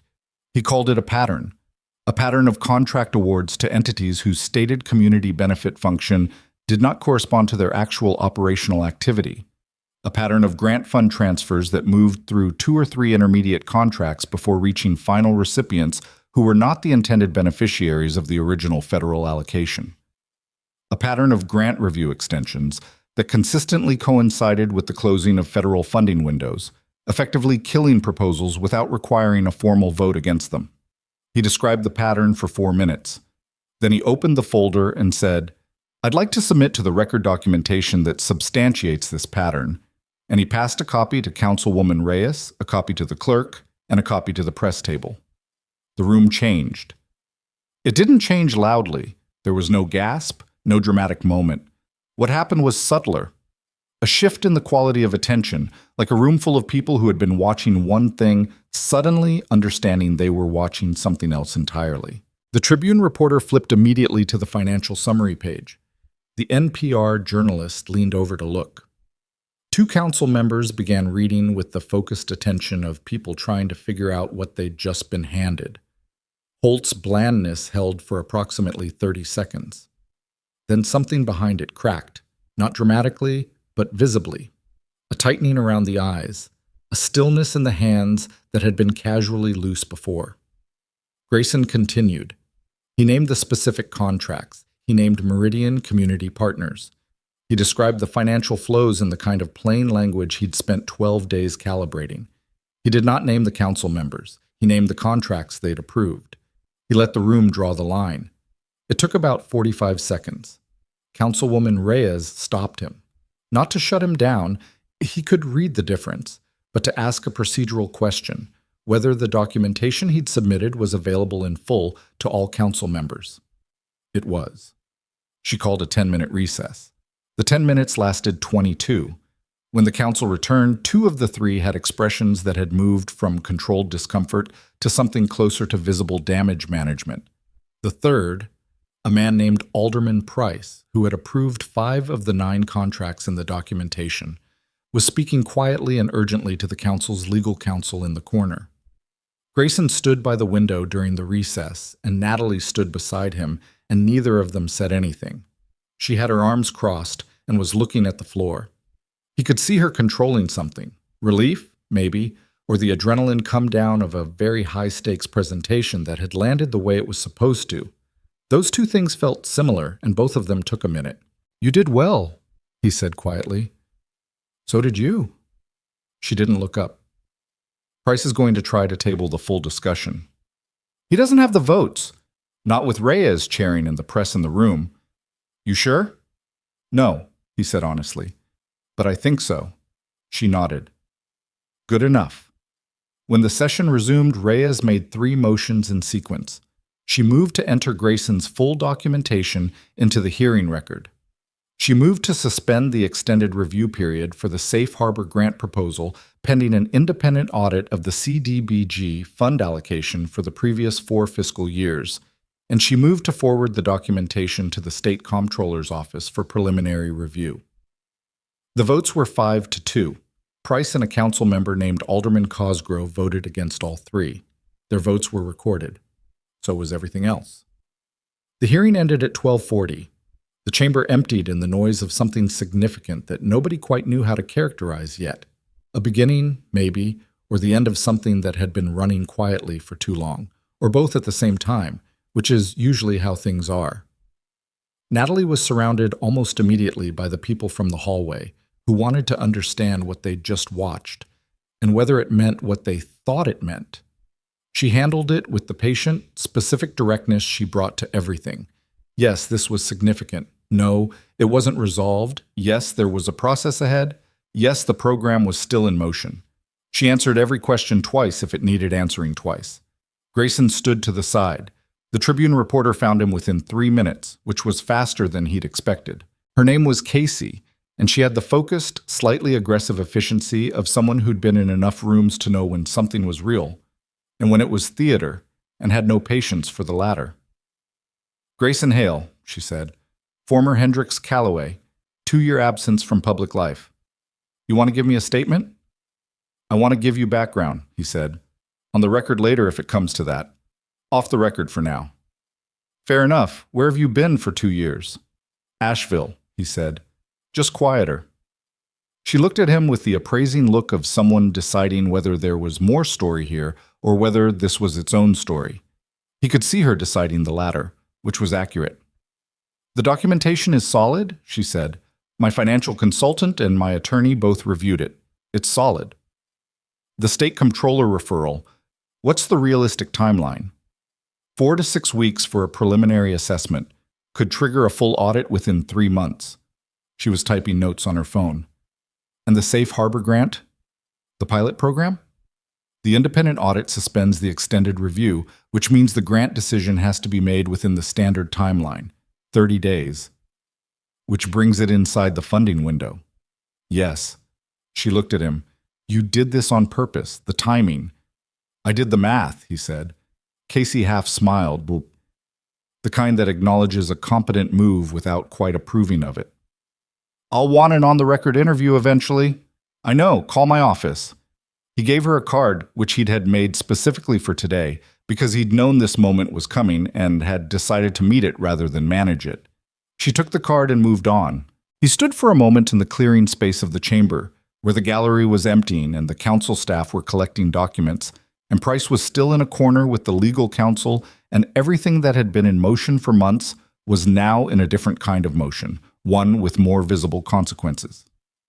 His phone buzzed. A text from Ethan's school. His son had won something called the Spring Art Competition with a piece his teacher described as an incredibly detailed hand-drawn map. Grayson looked at this message for a long moment and felt something move through him that he couldn't name cleanly. Some combination of pride and tenderness and the specific joy of a moment arriving that you'd been hoping for without quite daring to. He texted back a thumbs up and 4 exclamation points, which was more punctuation than he normally used, but the moment seemed to require it. Then he texted Isla. He kept it short. It went well. Talk tonight? Her reply came in under a minute. I watched. The NPR stream. You were very calm. He stared at that. Then, you watched? Natalie sent me the link this morning. A pause.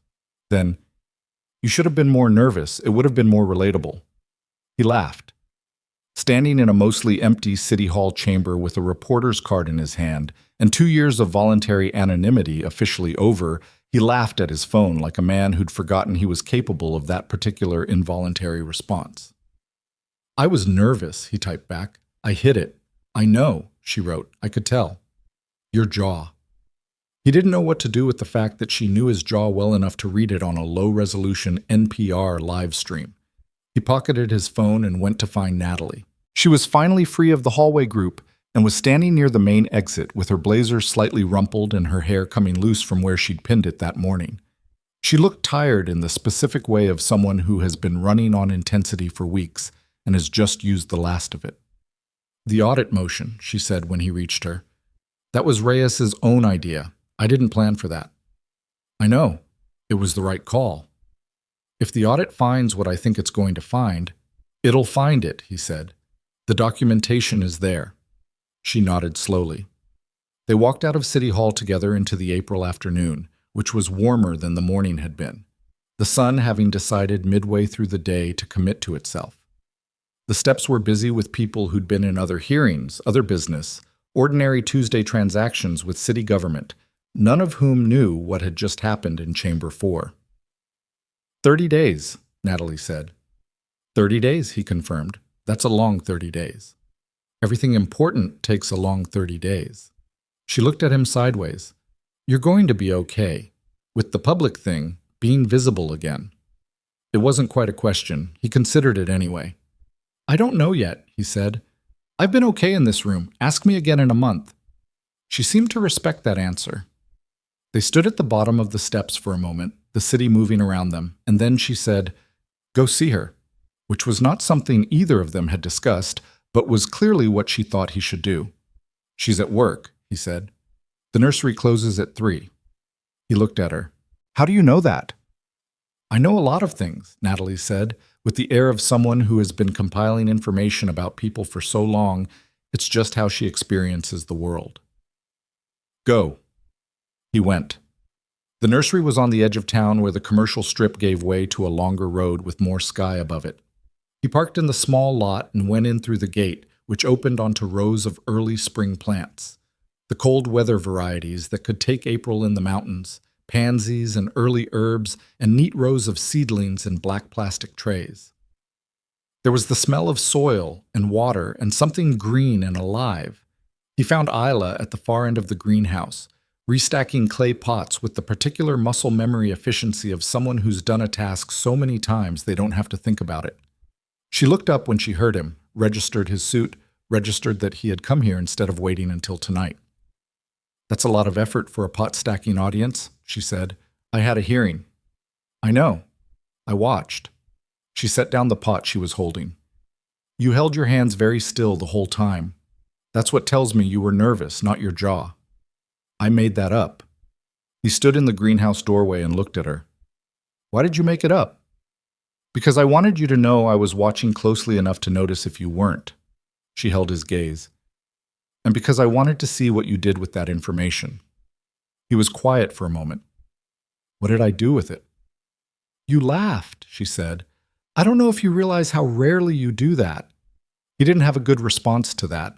He stepped into the greenhouse, and the smell of soil settled around him, and the afternoon light came through the plastic panels overhead in the particular flat way of greenhouse light, making everything slightly golden and slightly unreal. "The program might actually happen," he said. 30 days. "I know." She picked up another pot, turned it in her hands. "And the audit? Months. Longer for any formal accountability, if it gets there." He paused. "These things move slowly." "I know that too." She looked at the pot. "I called Dr. Pierce yesterday. My advisor." He waited. "There's a returning student grant cycle that opens in May. She thinks my research profile is strong enough to qualify. She already submitted a letter of support." Isla set the pot down carefully. "I didn't ask her to. She just did it." "She's been waiting for you to come back," he said. "That's what she said." A pause. "She said the work was worth finishing. She said that's not a compliment she gives everyone." "It isn't," he said. "I've read your research area, the watershed management methodology you were using. It's specific and it's solid. She knows what she has." Isla looked at him then with the full version of the look he'd been learning all winter, the one that went past the surface and required you to actually be there to receive it. "You read my research area. You mentioned the thesis topic in December. I was curious." "You were curious," she repeated in a tone that understood what it meant when Grayson Hale was curious about something. "Yes," he said simply. She was quiet for a long moment. Around them, the greenhouse was warm and still, the plastic panels flexing slightly in a wind they couldn't feel, the smell of soil and water and green things doing what they do in spring. "I thought about what you said," she said, "about being afraid the information would change how I looked at you." "And? It did change it," she said, "but not the way you were afraid of." She paused, choosing the words carefully, because she was someone who chose words carefully when they mattered. "I've been looked at by people with money before. People who helped me and wanted me to feel smaller for needing it. People who gave things so they could keep count." She looked at him. "That's not what you did. That's not what any of this was." He didn't say anything. "You sat across a table from me for 5 months, and you were just you," she said, "and I got to figure out who you were at the same rate you were figuring out who I still was. That was—" She stopped. "That mattered. A lot." The afternoon light came through the panels, and the pots sat in their rows, and somewhere outside a car passed on the long road with more sky above it. And Grayson Hale stood in a greenhouse in April with the woman who'd once been afraid to ask for a bowl of soup and felt, in a way that was not dramatic and not perfect, and not anything like what love looks like in the version people plan for, exactly where he was supposed to be. "I know I haven't made this easy," he said. "Neither have I." "You really haven't," he agreed. She almost smiled. "Don't push it." He didn't push it. He stayed in the greenhouse until she finished the pots, and then they walked out together into the late afternoon, and the mountains were there on the horizon the way they always were. And the 30 days were ahead of them, and the months after that, and none of it was resolved yet, and none of it was simple, but it was real, and it was theirs, and that was enough for now, which is usually how the things that last actually begin. The 30 days did not pass cleanly. Nothing important ever does, and anyone who tells you otherwise is either selling something or remembering wrong. The 30 days passed the way significant waiting periods always pass, in chunks, some of them manageable and some of them not, with good news arriving in the same week as complications, and the whole thing requiring more patience than either Grayson or Natalie had budgeted for when they'd walked out of City Hall into that April afternoon feeling, briefly, like the hard part was over. The hard part was not over. It was just different now. The state comptroller's office acknowledged receipt of the documentation within the first week, which was faster than Grayson had expected and slower than Natalie had hoped, which put them roughly where they'd been before in terms of mutual dissatisfaction with the pace. A preliminary inquiry was opened. That was the language used. Preliminary inquiry, which was bureaucratic for "we are looking at this, but we are not yet committed to finding anything," and both of them knew it. Alderman Price resigned from the council on day 11. He announced it in a statement that cited personal reasons and the desire to spend more time with his family, which was the standard language for a man who had seen what was coming and decided to get ahead of it. His resignation was reported in the Tribune with a sidebar that connected it to the ongoing audit inquiry, without quite stating the connection directly, which was the kind of careful journalism that Casey did well. 2 days after that, Warren Holt, the deputy director, was placed on administrative leave while the internal county review proceeded. His styrofoam cup and his folder and his practiced blandness were no longer present at any official meetings, which changed the texture of those rooms in ways people who had sat in them regularly would describe later as a relief they hadn't known they were waiting for. The third council member, Alderman Cosgrove, did not resign. He hired a lawyer and said nothing publicly, which was tactically sound and personally revealing in equal measure. The independent audit of the CDBG fund allocation began on day 14. It was conducted by a firm out of Charlotte that had done similar work in 3 other North Carolina counties, and its lead auditor was a woman named Sheila Tran, who had, by all available accounts, never found a set of municipal books she couldn't read completely. Grayson knew her by reputation. He'd provided the 47 pages to her office directly, as part of the hearing record, and she'd called him once, a 12-minute conversation, mostly her asking specific questions about the financial chain and him answering them, and at the end she'd said, "This is well documented," in the tone of someone who encounters well-documented things less often than she should. "We did our homework," he'd said. "Most people don't," she'd said, and hung up. The Safe Harbor grant decision came on day 28, 2 days before the deadline. Natalie was in her office when the email arrived. She read it twice, very fast, then once more slowly. Then she sat back in her chair and did not allow herself to cry, which took about 30 seconds of active work. And then she called Grayson. "It's approved," she said. "Pilot program, 12-month funding cycle, full intake coordinator position included." There was a silence on his end. Not long. Just a breath. "Natalie, I know. I know," she said again, because she didn't want either of them to say something that would make it smaller than it was or larger than it was, and the only safe territory was those 2 words, repeated, carrying whatever weight was needed. They stayed on the phone for another minute without saying much, and then she had 4 other calls to make, and he let her go. She called Isla third, after her supervisor, and before the Tribune reporter.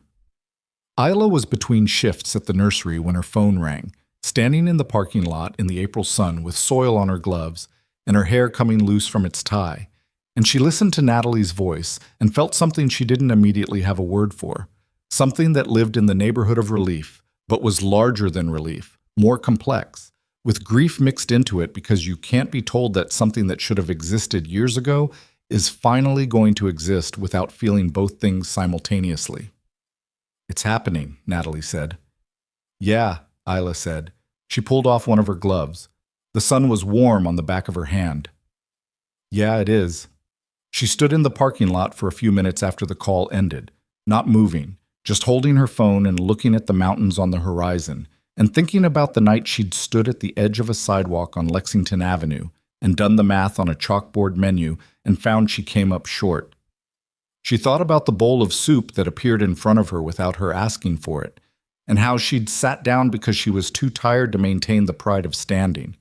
She thought about how much had changed in 7 months, and she thought about how much hadn't, how she was still the same person who'd stood at that sidewalk edge, still carried the same fears in the same places, still woke at 3 in the morning sometimes with the specific dread of someone whose floor had dropped out before and who couldn't fully trust that it was solid now. That hadn't gone away. She wasn't sure it ever fully went away once you'd learned it could happen. But the floor was there. That was something. That was actually quite a lot. She put her glove back on and went back to work. The May returning student grant cycle opened on the 1st of the month, as Dr. Pierce had said it would. Isla submitted her application on a Sunday afternoon at the kitchen table of the studio apartment that she'd been calling home for 6 months. Not with enthusiasm exactly, because the application process for anything that mattered was too fraught for enthusiasm, but with a kind of deliberate steadiness. She filled in the forms accurately. She attached the research portfolio Dr. Pierce had helped her compile. She wrote the required personal statement in 3 drafts, the first of which was too careful, and the second of which overcorrected into something that sounded like a motivational poster, and the third of which was just true. What she'd been studying, what had interrupted it, what she understood now that she hadn't then, what she intended to do with the degree when she finished it. She didn't ask Grayson to read it. She'd thought about it, had almost texted him the document twice, and had stopped herself both times. Not because she didn't trust his judgment, she did more than she trusted most people's, but because this one needed to be entirely hers. He would have made it better, and she needed to live with the version that came from her, whatever it was worth. She submitted it at 6:14 on a Sunday evening, closed her laptop, and went to make dinner, which was pasta because it was Sunday and she was tired and pasta required nothing from her. She told Grayson about the submission at Thursday dinner, which had continued unchanged through all of it, through the hearing and the audit and the grant approval and Price's resignation and Holt's administrative leave.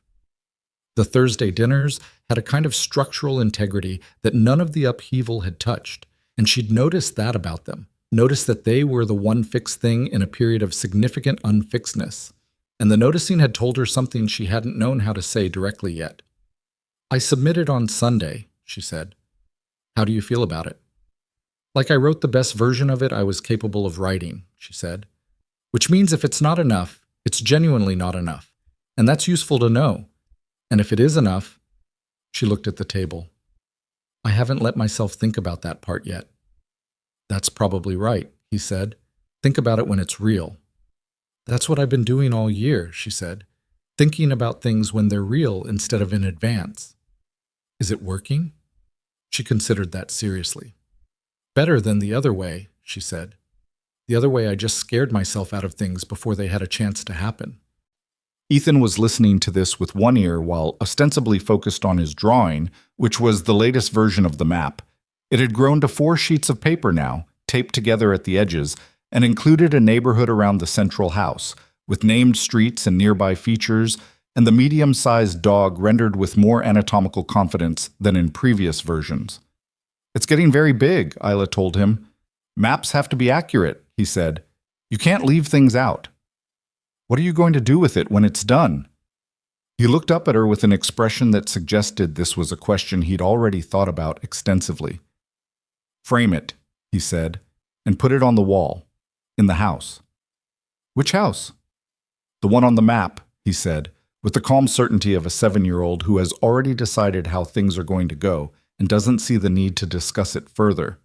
Grayson looked at his son and then looked at Isla and found her already looking at him, which was a thing that happened more often now, but the simultaneous look, both of them arriving at the same moment from different directions. She held his gaze for a second and then looked back at Ethan's map, which was spread across half the table and still technically in progress, still missing details that Ethan hadn't gotten to yet. Still being made. That was the phrase that stayed with Grayson afterward, driving home with Ethan asleep in the back seat the way he always was on Thursday nights. Still being made. That was the most honest description of everything. The program, the audit, the application, whatever was growing between him and Isla, his own slow reemergence into a public life that he was learning to participate in without letting it consume him the way it had before. None of it finished. All of it in process. That was not a comfortable state, and he'd spent most of his adult life trying to move things to completion as efficiently as possible because completion felt safer than the middle of things. He was learning to be in the middle of things. Ethan helped with that, had always helped with that, because children live entirely in the present tense and drag you there with them whether you want to go or not. June came, and with it, summer settling over the mountains with less drama than the seasons before it. The audit report arrived in the first week. Preliminary, not final, but substantial.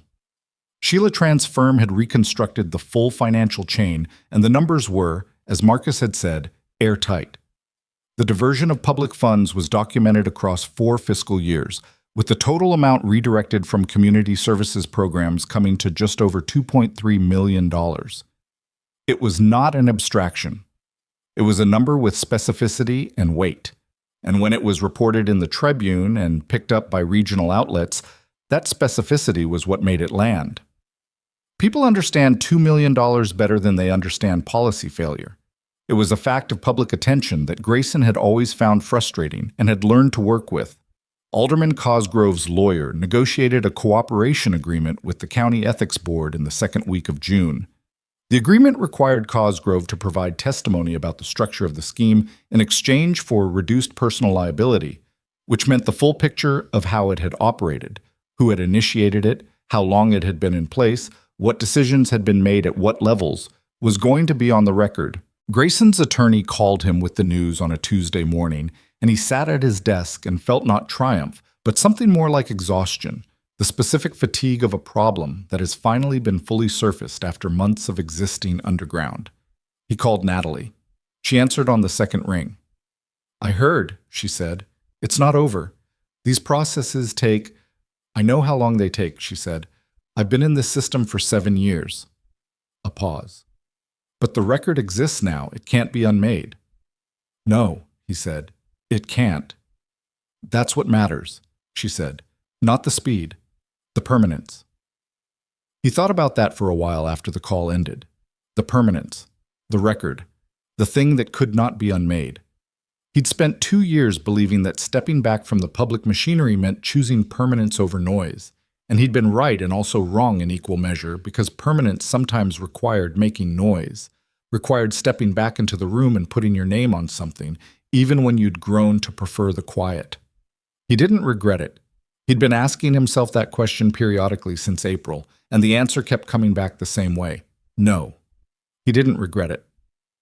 He was having lunch at his desk when his phone rang and he saw it was Isla and answered immediately, because she almost never called midday. "I got an email," she said. He put down his fork. "From the graduate program's office?" Her voice was controlled in the way it got when she was managing something large. "The grant. The returning student grant." He waited. He did not say anything. He understood that this moment was hers and his job was to hold the space for it. "I got it," she said. He let out a breath. "Isla. Full funding, September enrollment." Her voice cracked on the last word, just slightly, a small fracture in the controlled surface that she didn't try to hide. "I'm going back." He sat at his desk with his phone against his ear and looked at the wall, at nothing in particular, and felt something that he had not felt in a very long time, a clean, uncomplicated gladness, the kind that doesn't require qualification or management, that exists entirely in the present moment without dragging the past into it or worrying about the future. He felt it for about 10 seconds. It was enough. "You were always going back," he said. "It just took the right path. You helped clear the path. Natalie helped. Your advisor helped. You cleared it." "Grayson." A pause. "Don't do that. Don't deflect. Just let it be something you were part of." He was quiet. Then, "Okay. Okay," she said. And then, after a moment, she laughed. The real one. The one that still caught him off guard because of how it had started. That first December night in the snow when she'd produced it, and seemed surprised by herself. "I have to call Dr. Pierce, and then I have to go back to work because I'm in the parking lot and I've been on the phone too long." "Go," he said. "Thursday," she said. "Thursday," he confirmed. She hung up, and he sat at his desk with his cold lunch and the news and the specific sound of her laugh still in the air of the room, and thought about October, about cold sidewalks and a woman who'd calculated the price of a bowl of soup and found herself short. about the distance between that night and this Tuesday in June when she called him from a parking lot to say she was going back to finish what she'd started. 7 months. Not very long in most measures. Long enough in others. Safe Harbor opened its doors on the first Monday of August, in a small office suite on Marymount Avenue that Natalie had found through a contact and negotiated into the program budget with her characteristic combination of patience and immovability. The suite had 2 intake rooms, a small waiting area with chairs that were actually comfortable, and a wall that Natalie had painted the previous Saturday with the help of 3 volunteers and several gallons of a warm yellow that she'd spent 20 minutes choosing because color mattered, she said, in a place where people were already carrying a lot. The first day was quiet. 6 people came through. Natalie processed each intake herself, sitting across from each person with her full attention and none of the bureaucratic exhaustion that turned help into a transaction. An intake coordinator had been hired, a young woman named Carmen who'd worked in community health for 3 years and understood both the case management side and the human side, EM side, which was the combination Natalie had spent weeks interviewing for. Grayson stopped by at noon briefly because Natalie had asked him to and because he wanted to see it. He stood in the doorway for a few minutes and looked at the waiting area with its comfortable chairs and the yellow wall and the door that was simply open, not behind a form or a waiting list, and thought about 47 pages of financial documentation and a Tuesday night 2 years ago when he'd stood at a podium in Washington and told a congressional subcommittee that the gap between policy intention and human outcome was the central failure of the system, and a man in the third row had nodded and written something down and nothing had changed at all. Something was changing. It was small and local and incomplete, and it would have setbacks he couldn't predict yet. But it was real, and it was built on something that hadn't come from the top down, which was the only kind of change that had any chance of sticking. He stayed for 12 minutes, said hello to Carmen, and left before Natalie could find someone for him to meet, because this was hers, and he was not going to accidentally make it about him by standing in it too long. Isla started her program in September. She was nervous in a way she hadn't been nervous since her first semester the first time.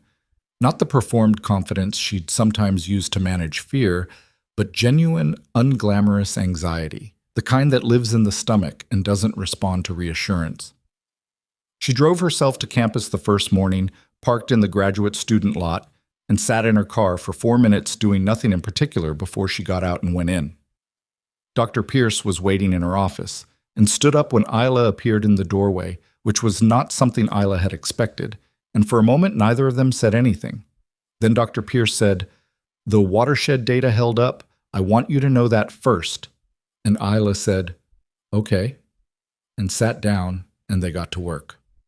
She told Grayson about those 4 minutes in the car at Thursday dinner that week.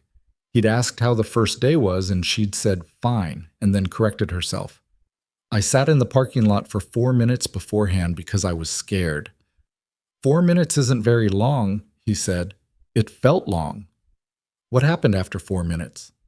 "I got out of the car," she said. "That's the whole thing," he said. "That's all it ever is."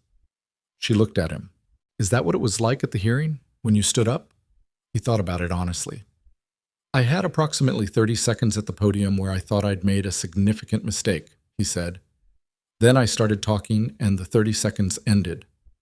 And after I felt like myself again, which I hadn't fully for about 2 years. She held his gaze. "I know that feeling," she said. "The coming back to yourself." "I know you do." Ethan had been listening, which he often did quietly and thoroughly. He looked up from his map, which had acquired a second level of detail in the past month.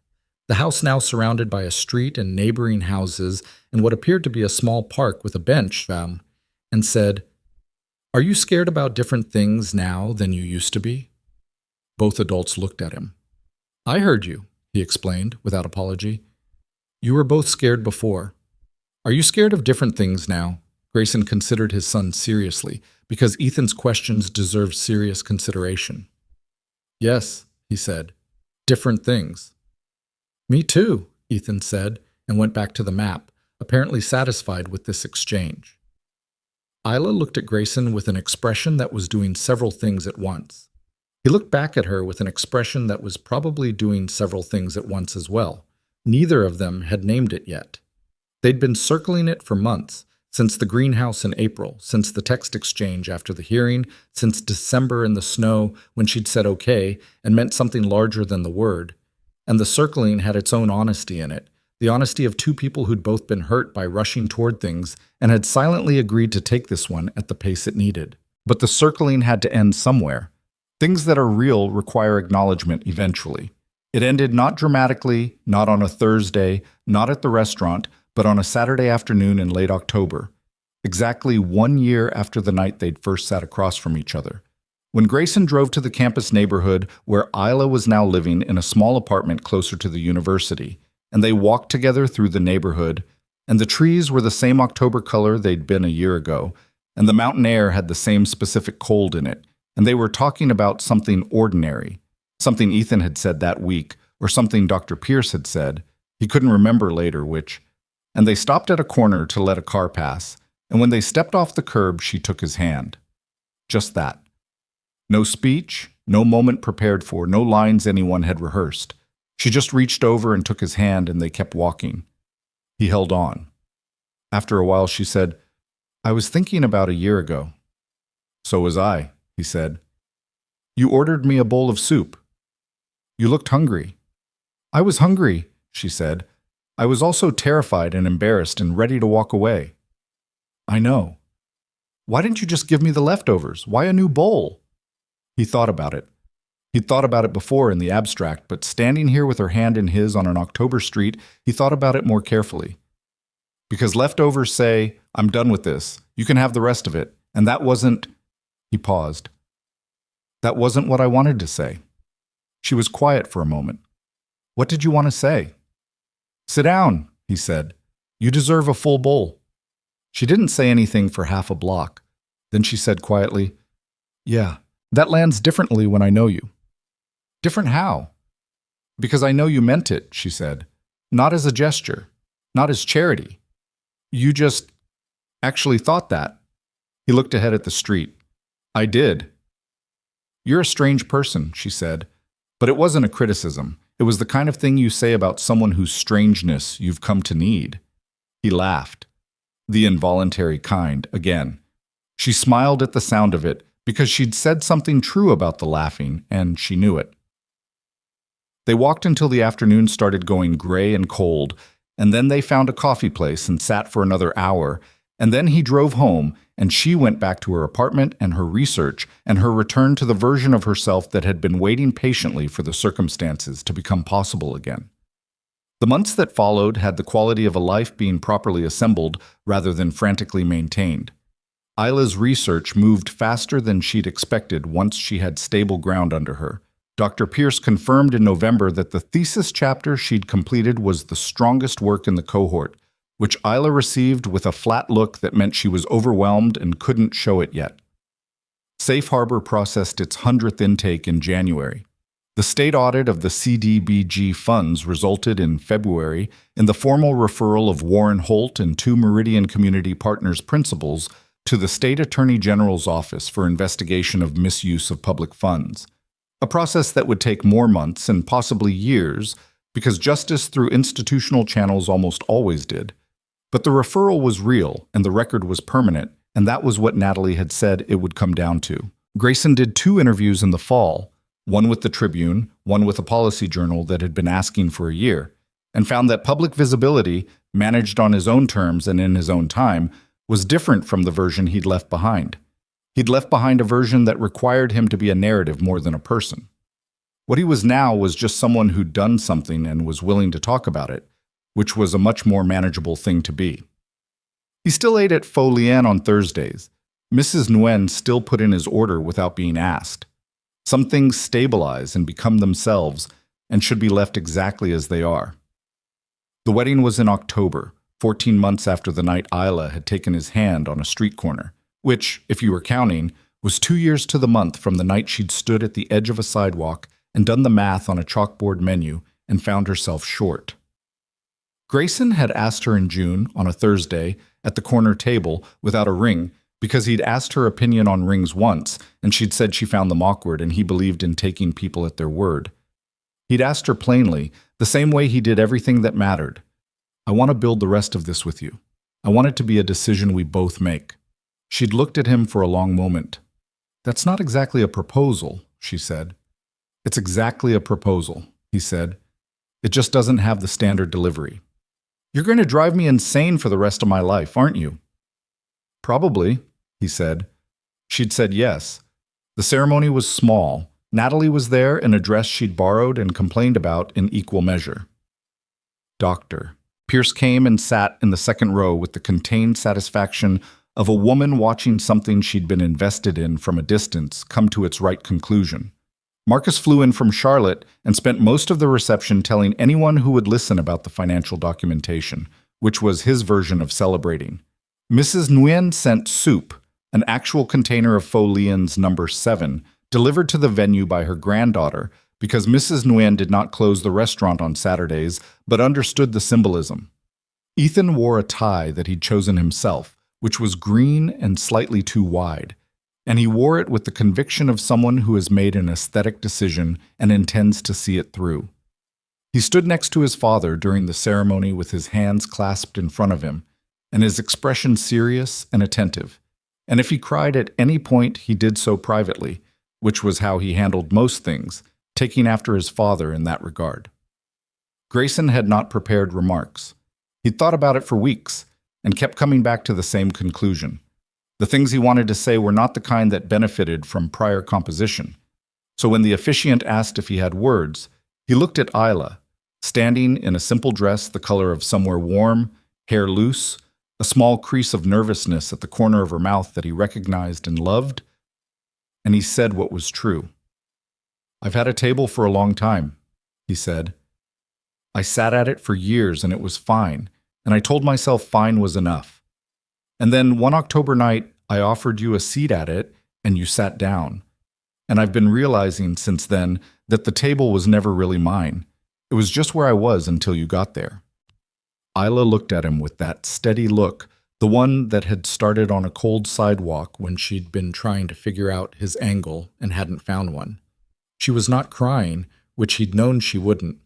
She cried privately, the same as Ethan, the same as him, the three of them a household of people who felt things deeply and handled them quietly. But her eyes were doing what they did when she was holding something too large to carry easily. I'll always make sure there's a place for you at my table, he said. That's the one thing I can promise without conditions. She nodded once, the small nod that meant she believed him. He'd learned to read it 7 months into their first year, back when she'd accepted his reason for not using his last name with a quiet okay that contained more trust than most formal agreements. After the ceremony, Ethan disappeared for a while and came back with something flat and folded under his arm, which he presented to Isla with the gravity he brought to his important things. It was the map, the final version. 6 sheets of paper taped together.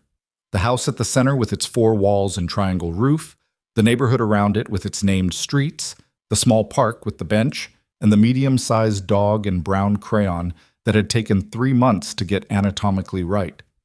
At the center, in careful second-grade letters that were more confident now than when he'd first written it, home.